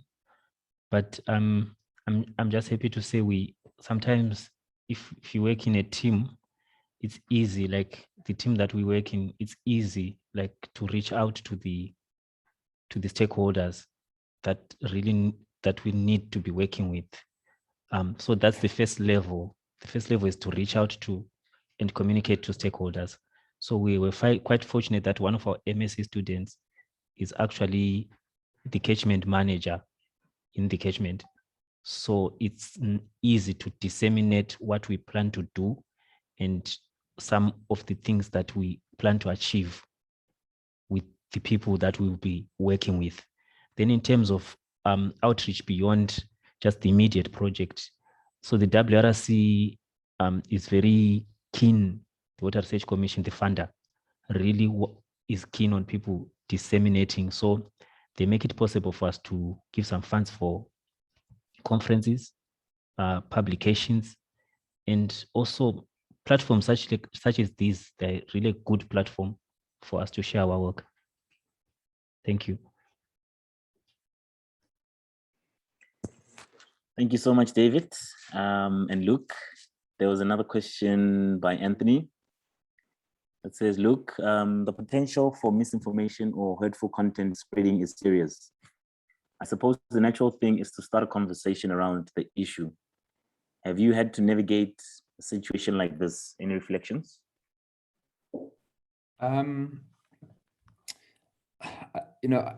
think the work that, taking the examples that I shared, the example that I shared, a lot of that work is coming, or those films are coming out of research processes.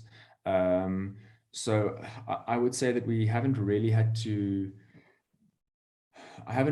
no. So I suppose the simple answer is no. I haven't really had to kind of navigate difficult situations where we felt like there was misinformation was being spread. I think what colleagues at the ELRC have done, if I think about the work that they were doing using WhatsApp and to some extent, a very small extent, using a bit of film, sharing information around COVID into rural communities, was that they, that before anything was posted through the WhatsApp groups, they had a kind of panel or a group that would evaluate any content that was being shared out across the network, so that there was a level of filtering and peer review, kind of informally at least, that was taking place before content was shared out into kind of wider social media networks. And I think it also, I suppose in many ways, really depends on the field that you're in, but I think that having those conversations, like you say, is probably really, really important.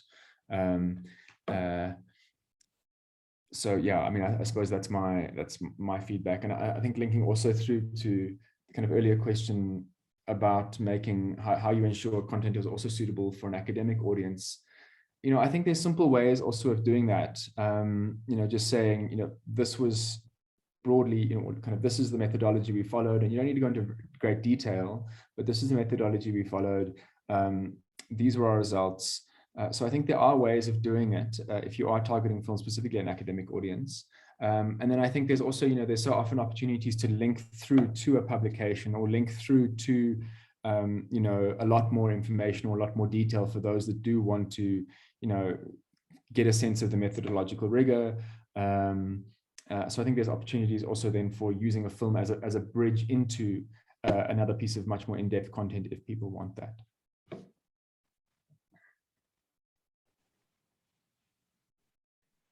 Thank you so much, Luke, for that response. There's a comment here from Ishmael that says, I often find this platform very informative. The challenge is how best to follow up those interested, but finding it difficult within their work environment, red tapes. Can we create a platform to follow up if there's interest? Since your call for action is often within a limited time frame, while for us to engage may need approval from the employers. Ishmael, I don't know if you want to expand more on that comment.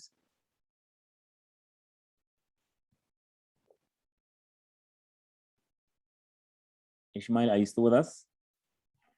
Yes, I am. Would you please expand on your point? Thank you.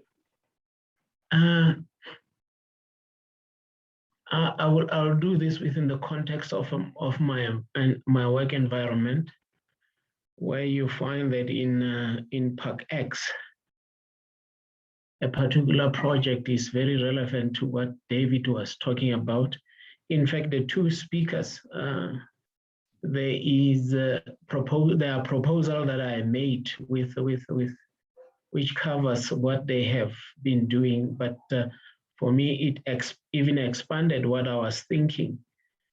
But within my workspace, for this to happen, it may take more than, if I'm lucky, 4 months to 6 months for the other level, right at the park level. You know, I'm at head office and the park will be somewhere in, say, Mapungubwe. And those red tapes for proposal and acceptance and support need to be cleared first before the project can run. And from your side, most of the proposal, you find that you want response within a month or two, and sometimes, yeah, it's difficult for one to really say, yes, I am with you. I'm not sure if this one is clear enough. Thanks. Thank you very much, Ishmael. Any more questions?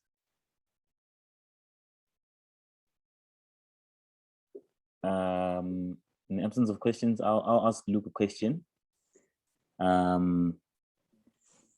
wanted to know, Luke, when you use Mojo to create, let's say, a documentary, for example, a short film, how do you balance between creating content that is easy to digest for any normal person, but also trying to bring out the research findings to an academic audience? Thanks.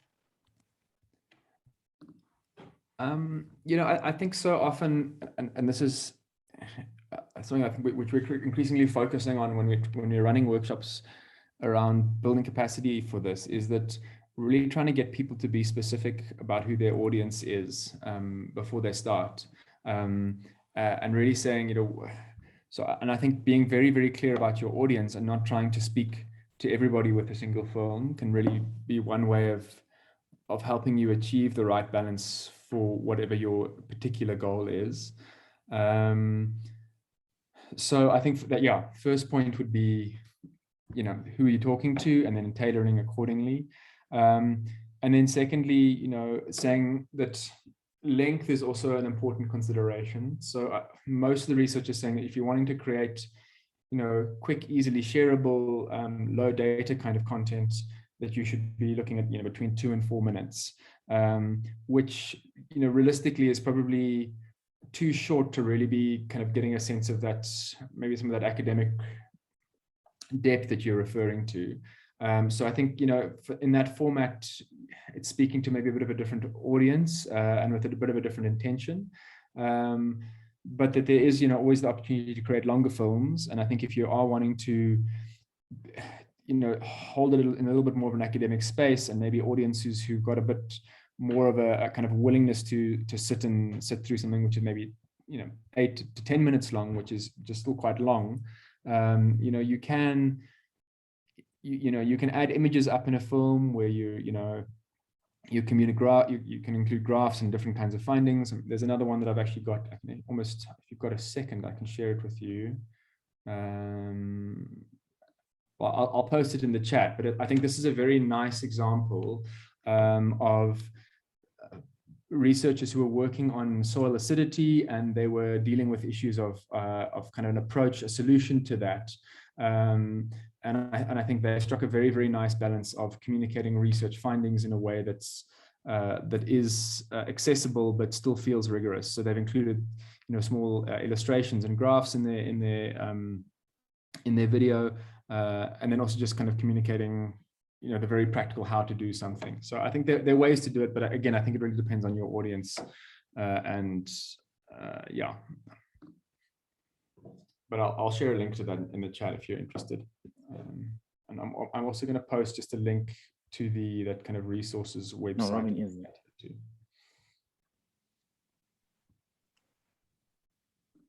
Thank you so much, Luke, for that manual. Is that manual or is it the link? It's a manual. Okay, thank you so much. Link to a web manual. Okay, thank you so much for that. We will definitely check it out. Okay, so we are going to now set up breakout rooms, and then we will ask Previn to help us with putting you guys in breakout rooms, and then before that, we will have Ruben coming in, and he's gonna quickly share with us on what a community of practice entails. Young men, do not go over 5 minutes, please. And then with that in mind, and with what we have been presenting, what has been presented this morning, we want you guys to work on a number of questions that we will share with you in the breakout rooms. And then the key thing to remember is that we are only beginning to work together and to launch this platform. So we will not finish all the questions. It's going to be a work in progress, and we'll create a way in which we can all engage and give inputs into the process even after this launch. So we're going to allocate 30 minutes to the breakout rooms, and then there'll be questions for you guys to address or discuss. And then in each group, can we have someone taking notes? Because after the breakout session, we're going to have a quick roundup in the form of feedback. So Ruben, over to you. Young man, thanks. I didn't know I was coming back. So anyway, I'm back. What am I asked to do again? Oh, to explain about community of practice. So in short, the idea of a community of practice, I think many of us here are aware of this concept, but it's a kind of a concept that comes historically from the theories of socio-cultural learning, where it's about bringing a group of people together to form of a community that function in addressing common needs or things of interest. So for those who want to read a little bit more, it's more attributed to kind of Wenger and Trainer. They have a whole book around the community of practice. But I'll tell you 3 more important things around creating a functional community of practice. One, it's around defining the identity of the shared interest. So this morning, we are a group of early career researchers or those who are interested in further developing their careers. Sorry about that. And we are unified, or we have common interest in all those key important things that we kind of listed earlier in the charts on the research that matters. People are interested in developing research that is collaborative, common good, informs policy, and that is transdisciplinary. And through all the presentations that we have here, I was talking a little bit around how to develop generative knowledge. In Priya talk about citizen science, in Jairo around the essential knowledge that brings art into it. We had David around transdisciplinary and modeling. We had look at digital learning and mobile learning. So you can see different kind of ways of doing research that matters, and we have this interest on how do we bring these different processes together to help us as a network of people to work together. That's the other thing. So the last thing I want to kind of put in there is, a community of practice, for it to function, or this network of people, we need to have a little bit of a kind of a defined process. You need to understand what needs to be done. How are we going to do it? For example, this is our first meeting. We're at a launch of it. So you need to discuss, which I think it will be in the questions in the breakaway groups. Young man, just shout when I have 1 minute left. In the breakaway groups, whereby people will now say, okay, how do we want to meet in future? For example, sorry, what do we want to bring together? What key priority areas do we want to focus on? What are the research needs or the key needs for early career research that we need to discuss? Those key importance, they are the driving. 1 minute left. Okay, 1 minute left. In 1 minute, I want to kind of say a little bit of a challenging aspect of a community of practice is if we as members of it, or those who are interested in it, we are not fully engaged in it, we are not participating, it's not going to function. So if you want to be part of this network of early career researchers, you gotta be willing to participate, gotta involve yourself, you gotta bring your share, gotta be willing to be part of the practice. So that's very, very important. And starting now, you will be tasked or you'll be asked a few questions in the breakaway session on how you want this to function. And your first task of this community of practice is to involve yourself in that and kind of make follow-ups on all the kind of agreed key actions that we will take out of this meeting. So technically, that's a community of practice. It's a network of people or of organizations or a group of people that want to function together, and they have a common goal, common interest, and I think we are having a common interest here. Young man, I think this is it for now. Thank you so much, Ruben, for a brilliant intro into COPs. I was hijacked. And I hope and I hope he's made it clear for everybody, which I'm sure we have a better sense now of the communities of practice.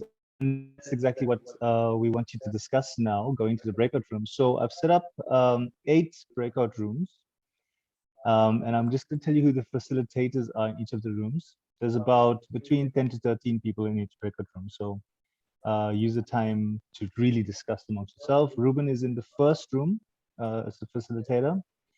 In the second room, we have Thomas Salmon. In room 3, there's Luke Meta-Camp. And in room 4, there's Adela. In room 5, it's Bright. In room 6, it is Zandi. And Zandi. And in room 7, it's Maleche. In room 8, it's Priya and Tato. And Noti and Luke are also as facilitators in the other room. So I'm opening the rooms now. So all you need to do is accept, and then you'll be led to your room, to your breakout room. At 1 o'clock, the rooms will be dissolved. I will broadcast the message when you have 5 minutes left. And your questions are, what are the 2 things that come into your mind when you think about communities of practice? Who do we want as stakeholders to be part of this community of practice? And what issues do we feel need to be addressed or investigated more in our research? So happy discussions, everybody, and over to you. Breakout rooms are open.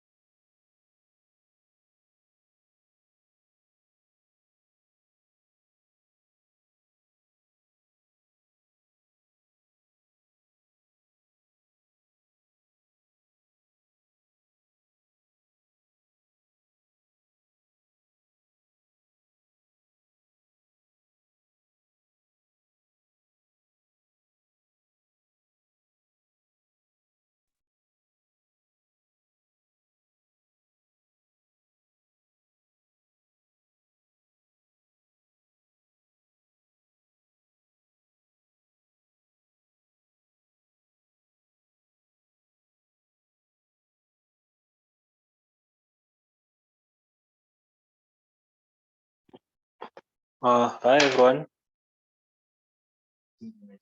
Hi. Did you not manage to? Hello? This is our group, right? No, you were supposed to join one of the groups. This is just the waiting area. Oh, they're creating the groups now. The groups have already been created. You should have had a message to join it. Oh,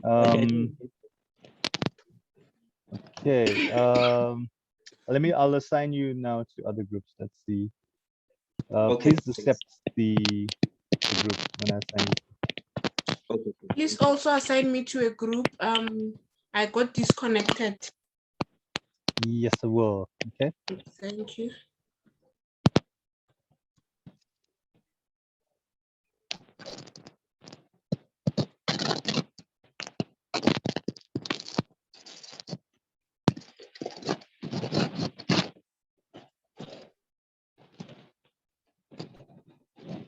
Please click on the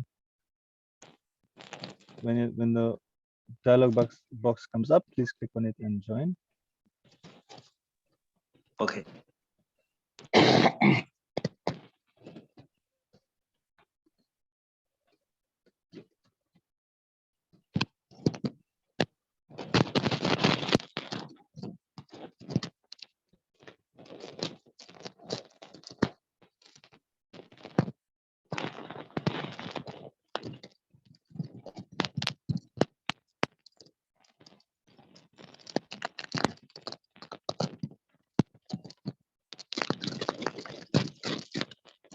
Okay, Vivo, you can go to the next room.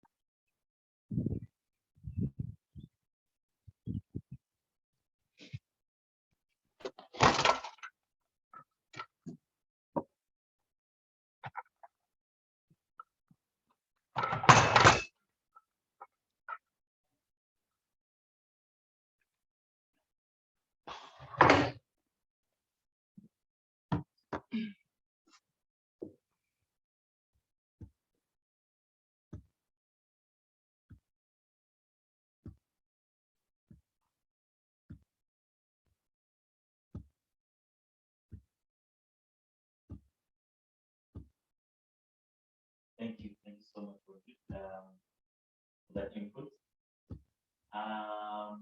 We are still trying to get to join us.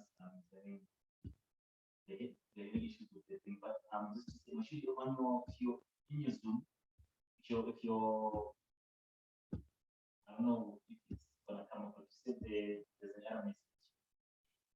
Usually, what happens is you go to your URL, open your Zoom, so we have an icon on the top here on the left and the right, close to the search. If you click on it, it'll be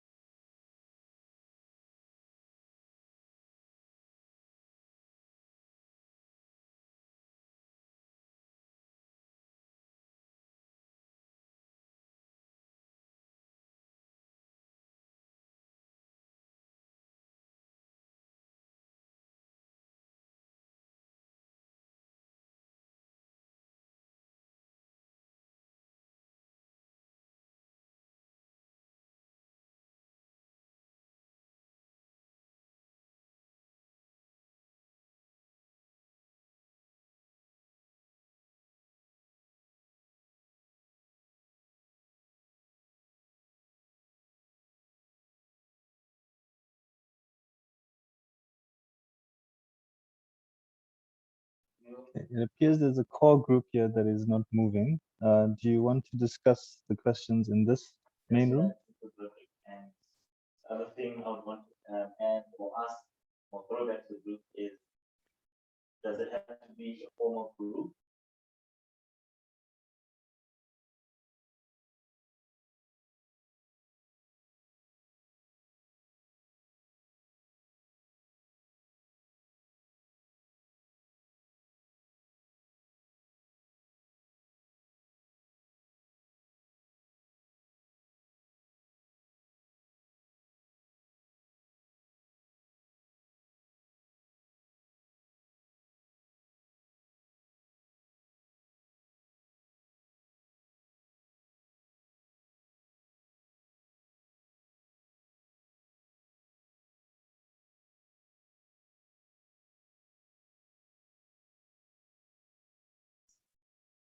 Hello, can everybody hear me in this waiting room? Would you like to discuss the questions?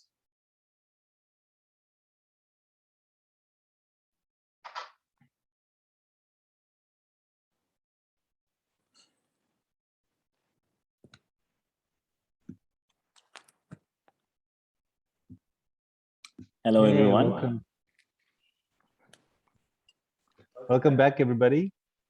I hope you all had a productive, although short, breakout room session.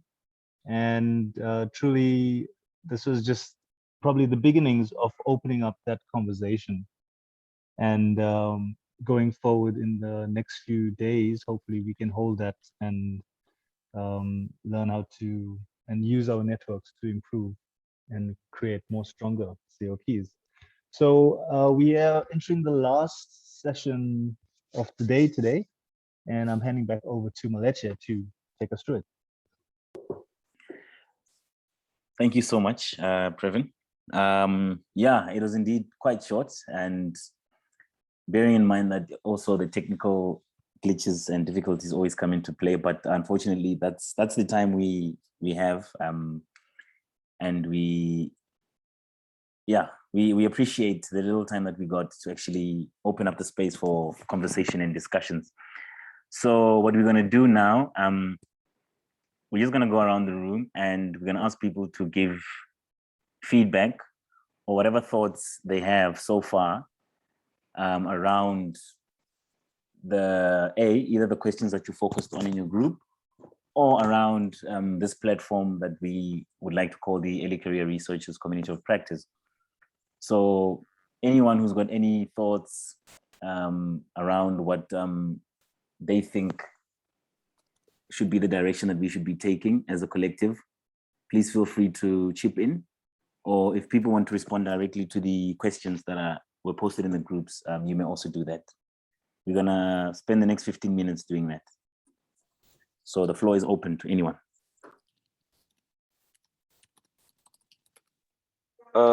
Maleche. Yes, David. Yeah, I don't know if you can compile a contact list. Maybe I didn't see it, and maybe distribute a contact list, maybe a mailing list of some sort, so that we can follow up with individuals that we would like to cooperate with more in our work. Thank you for the suggestion, David. For those that are in the meeting at the moment, would you kindly share your emails in the chat? And then that would already be the start of collecting information, not information, having a mailing list for us to use. Because I do understand that there are some people that are dropping off now. Thank you for alerting me to that, Ruben. So for those that are in the room at the moment, would you kindly share your email address with us? And then we will definitely compile the mailing list. And yeah. Back to the discussion. Are you still adding, David?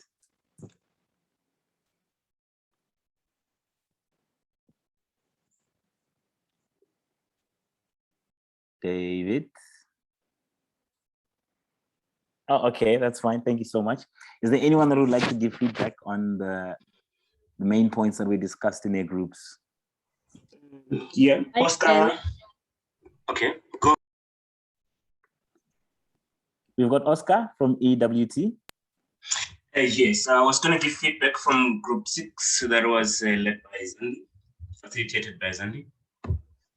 Yep. So I'll be brief, just to give a summary of what we discussed. We had Philip and Neri who gave really interesting engagements on frameworks in prosopis, which is an invasive species affecting the farmers in the Northern Cape.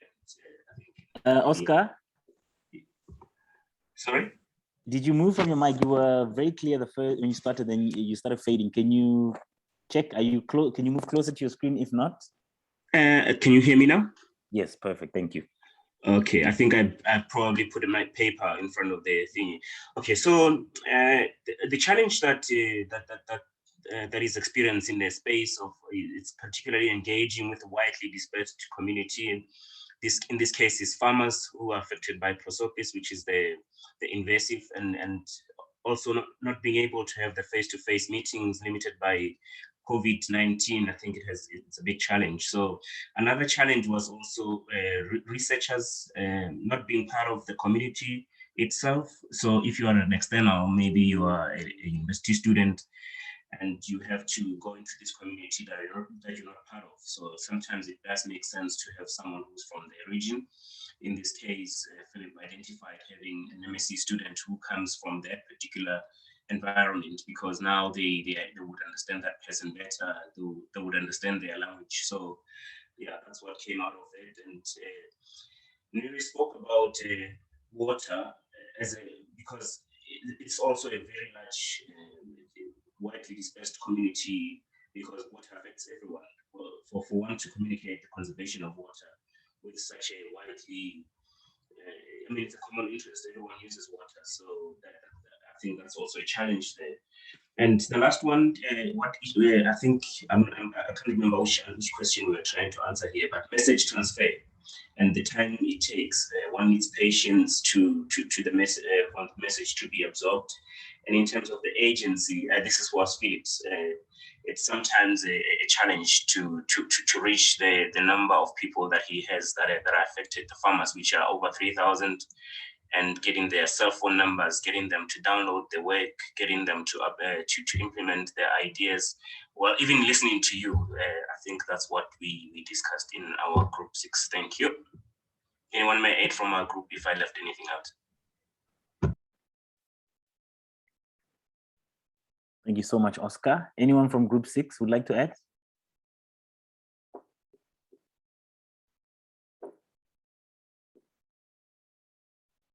Okay, thank you so much. There's a thumbs up for you there to indicate that they're happy with your feedback, Oscar. Thank you so much. The floor is still open. Any other person from a different group who would like to share the points that they came up with in their group? Yes, I can, William. Thank you so much, Mati. I was in group 3, and we just answered the questions in this following way. We ask, when you hear the word community of practice, what comes into your mind?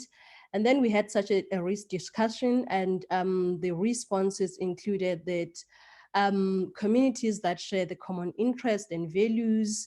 You think about collaboration or networking. You think about indigenous knowledge, acknowledgement, and practice. You also think about a group of people sharing a common interest, working together toward a common goal, which is the same as the first one. You also think about community cooperative for recycling and natural resource management, use and promotion of cooperatives. And then for the second question, which was asking about the stakeholders who should be included in the community of practice, we thought about the groups that are representatives of the community of practice, your private sector, your government, which is your environmental, your DWS, your Department of Higher Education, your NGOs, your NPOs, the religious groups, local and landowners, us as researchers, traditional leaders, and youth. And then the last question was asking us about the focus area, or what will like this co-op to focus on, what will be the key priority areas. We had a rich discussion even here. One of the thinking was around the issue of SDGs that are written in a high level language, and therefore translating them into a local language is difficult. And then how do we therefore, as this group, bring the SDGs into communities? So that research is still needed, where we are trying to bring the understanding and the knowledge of sustainable development into the communities. Another research area was food security in both urban and rural areas, which is still an issue. And then we had a point whereby researchers, policymakers, implementers, etc., we're still working in silos, and therefore there's a need for the research that is bringing all these different stakeholders, of which that's the community of practice, that we are trying to do. We need to break those silos. And then we also need the research that focus on the perceptions of communities about their impacts on the environment and vice versa, and how the communities can benefit from the environment. We felt like there's still a research that is needed on that. And the last one was water conservation. We still have water issues both in urban and rural areas. So we need to focus on that area. That was all. Thank you, William. I'm not sure from group 3 if there's anyone who would like to add something. Group 3 members? Going once?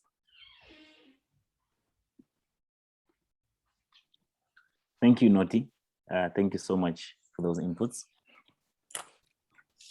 I hear someone, yes. Unfortunately, we didn't have time to discuss who want to give feedback from group 1, so I'm just going to do it right straight away. And my group members can chip in, Chloe, Charles, Adewesu, and Anthony, and everyone else. Anyway, so for us, the important thing, we thought it would be good to have a higher level framing of this community of practice. What is its vision, its mission, its key research or work streams or focus areas. And from that, then we can again also look at the sub groups, because we understand that as much as we are within this field in the broader environmental biodiversity and so on, there's a lot of sub specializations that happen. For example, you had David talking more about hydrological modeling, and there's a certain groups of people that want to focus and discuss more maybe on technical front with David. So those kind of provisions of those subgroups, we thought it would be helpful, but then they're still within the bigger network. So you zoom in and out depending on your area of specialization. And we thought those subgroups will also be important for people to be able to have access and showcase their skills and areas of expertise. And another aspect that we thought it's important to pay attention to, it's around developing the methodological, and research tools that kind of enable people to address those key matters of concerns that we kind of highlighted earlier when we started this workshop. What are the available tools and what are the examples of research evidence or work that have been done? We also thought a database of people, or these people involved here, and those who we think should be involved, which means people that are interested to be part of this community of practice. If we can have a database and then form of a website that you can have different people putting in their work, like a short kind of bios of this is the work that has been happening this side, so that we can have a footprint and understand where is this work happening, what are the key things emerging, what can we learn from each other. And I think last two, one is around paying attention to this kind of emancipatory research that kind of bring out ethical dimensions, justice, respect, and all those key principles of engagement, especially at a local community level where we work on the ground, supporting people with tools to work in those researches. Some people feel like they have strong interest in that, but most of us, or some, are from ecological or scientific backgrounds, and they want to kind of learn those tools.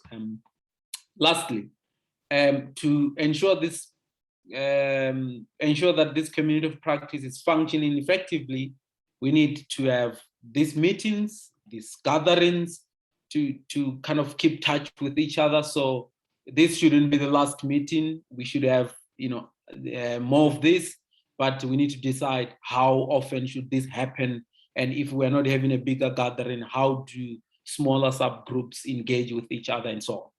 I think I did justice for our group. I think you can add if I left something out. Thanks.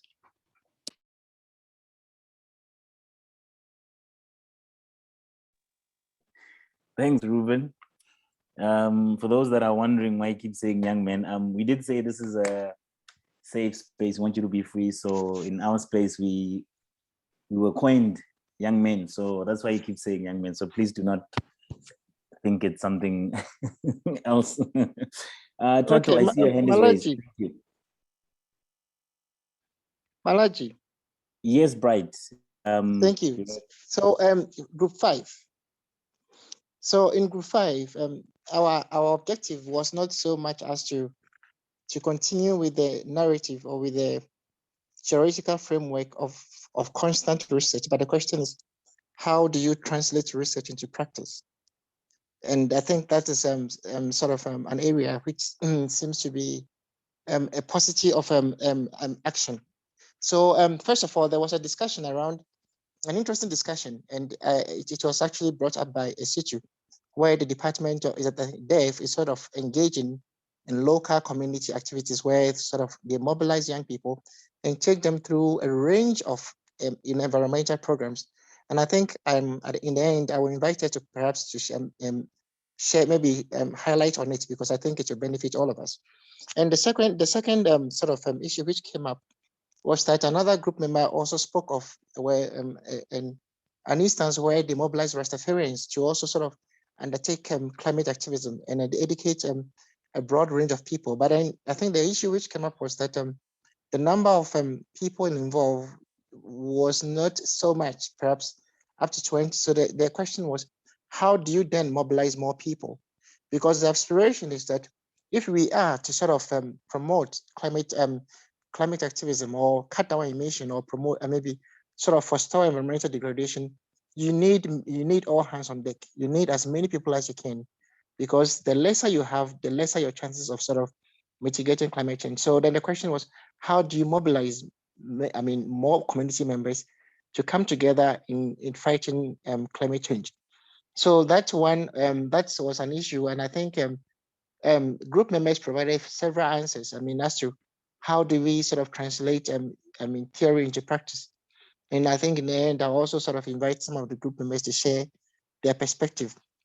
And then it also came up that there were some group members who sort of started or initially sort of launched climate sort of programs where they sort of wanted to promote or raise awareness, but then the COVID pandemic came and sort of halted the initiatives. So the idea was that those who are already in the system, those who are already sort of practicing, those whose activities are around climate activism, around enhancing the skills of young people towards green skills, particularly in green skills, then they should be linked up with those who are sort of trying to establish these systems or trying to come within the space. So there should be some level of collaboration. And I think it was a very good idea that David proposed that we sort of have the emails, so just to promote networking, because I think the idea of many conferences or all conferences is for networking. So I think that was an area which was very important. And the final discussion was that, how do you get the message to the people? How do you transcribe the scientific narrative around environmental justice, around climate change, to the local people? How do you mobilize local people? And Esutu began by saying that in most of their discussion, they sort of link up with traditional leaders. So I think she was sort of on it, and then our system got cut off. So at this point, I would like to invite Esutu and the other group members perhaps to also share their insight. It would be very helpful for the entire group to sort of tap into your experience. Thank you. Thank you so much, Bright. we're going to have Tato going next, and then Adela after Tato. Tato, over to you. Thanks, William. I was with Group 8, and we started off with a lot of our group members had literally just joined at that time. And so we spent some time just going back and just synthesizing what the discussion had been from 10 o'clock until now, just so that people had a good understanding of where we are all coming from with these breakaway groups. But when it comes to what comes to mind, there was transdisciplinary collaboration, there was a common research focus and question. There was the importance of networking and awareness, especially feeding into community practice and knowledge sharing. There was the importance of partnerships that was discussed there as well. For question 2, about who we would be interested to see in this as part of a CoP, there was the bringing up of rural communities, of local conservancies, government, NGOs, different institutions playing different roles within the uptake of knowledge, really. And then the issues that were discussed, we were just getting into this question, and we'd so far gone into legislation implementation, legislative awareness on the ground, especially in rural communities, and how to actually bring community awareness to communities in a more community-ready way. Avela was still just talking about how do you bring the information to the people without it being kind of in a lecturing way, is the way she put it. I hope I correctly captured that for you, Avela. And yeah, if the rest of my team was Priya, Zandile, Karen, William, Avela, Zama, and Anzani. So feel free to just bring in more of your insights to this. Thank you, William. Thank you so much, Tato. Adela?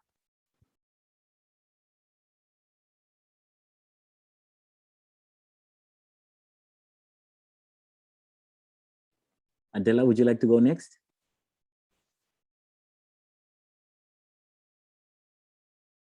Okay, I will go next. In our group, we touched on the first question, which is what comes to mind when we think of the phrase community of practice. And we had a discussion around that, and we sort of like touched on the fact that a community of practice involves or entails people that have a shared goal, and they don't necessarily have to be people in the same field. So that opened the discussion quite nicely for us, because even in the space today, we're not all from the same field. So it was quite interesting to actually have that discussion.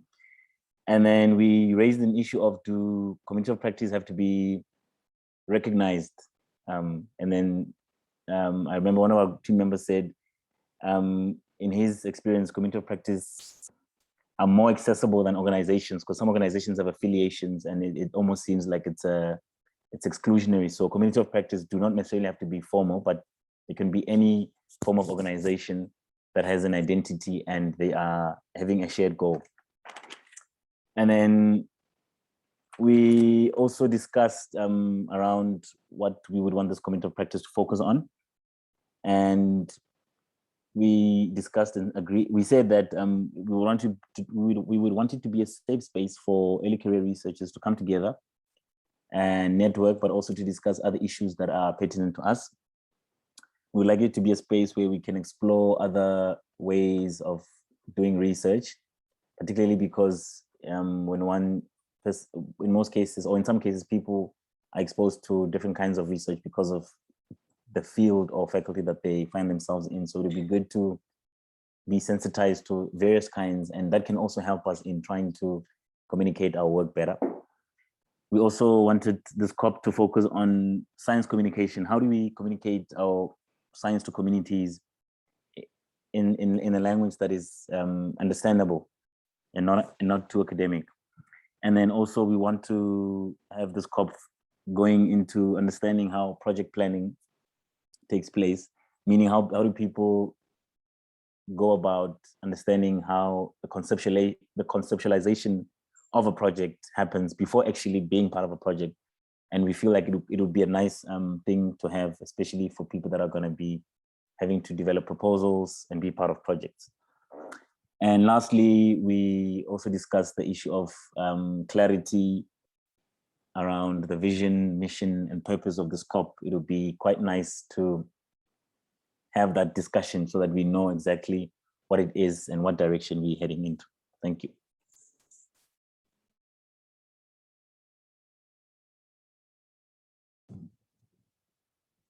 Thanks. I'm happy to go next for group 4.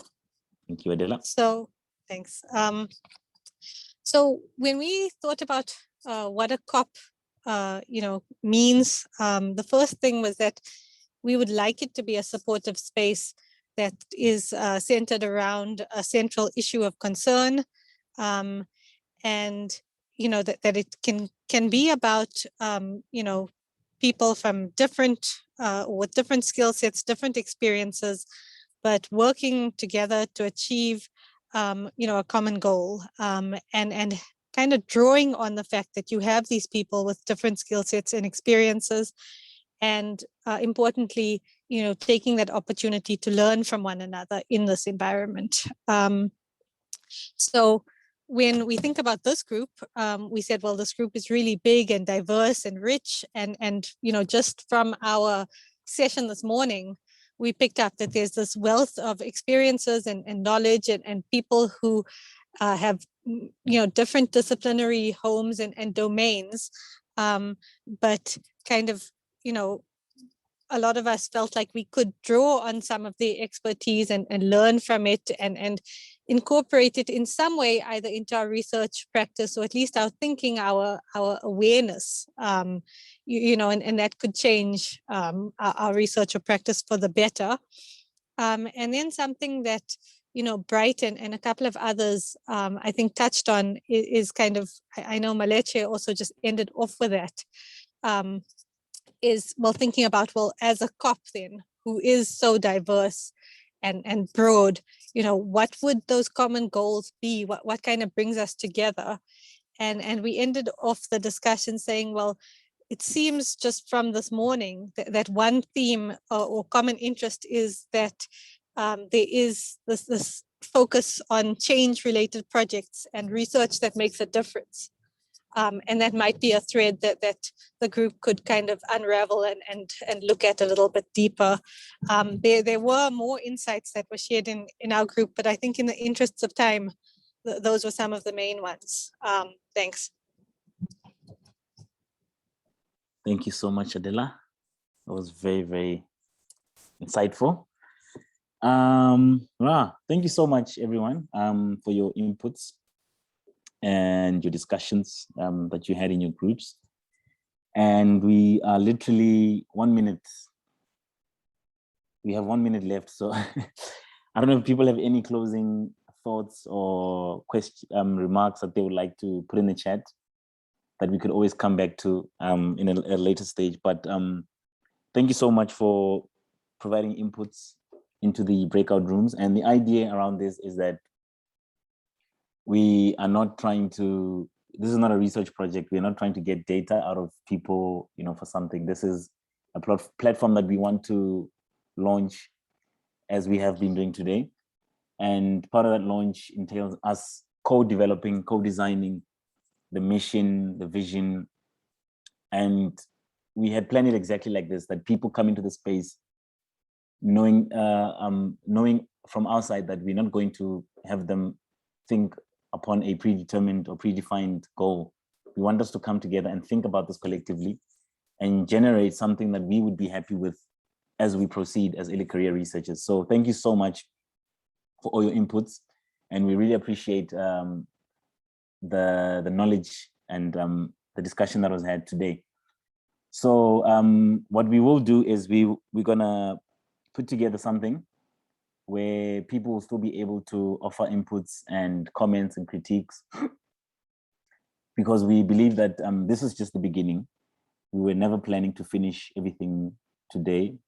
We just wanted to launch this platform and then allow a space for us to go grapple with whatever it is that we're grappling with.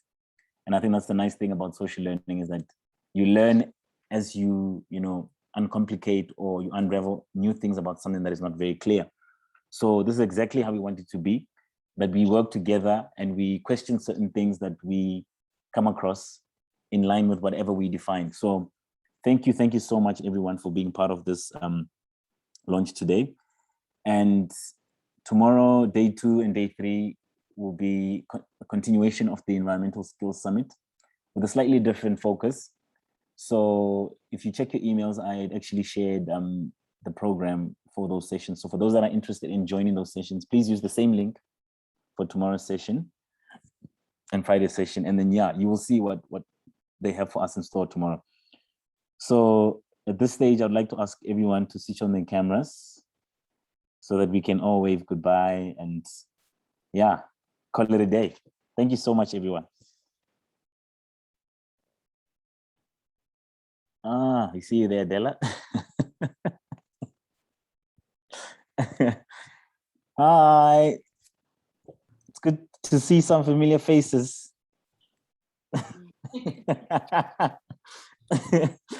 Wow, guys, whoa, so many people. Bye. Fantastic thank you so session, much. guys. It was fantastic session. Lovely to see and hear and listen to and be part of. Thank you, Prof. Bye. That's you. Perfect. Bye-bye. What is the rest of the summit coming up tomorrow? Don't miss it. We will be there. We will be there. The weather have changed. Guys. Hi guys, Ruben, it's snowing down there, man. Yeah, now the weather has changed, guys. It's no longer. What happened to the shirt? Hey, no, the weatherman didn't want to see me looking handsome, so you can see now.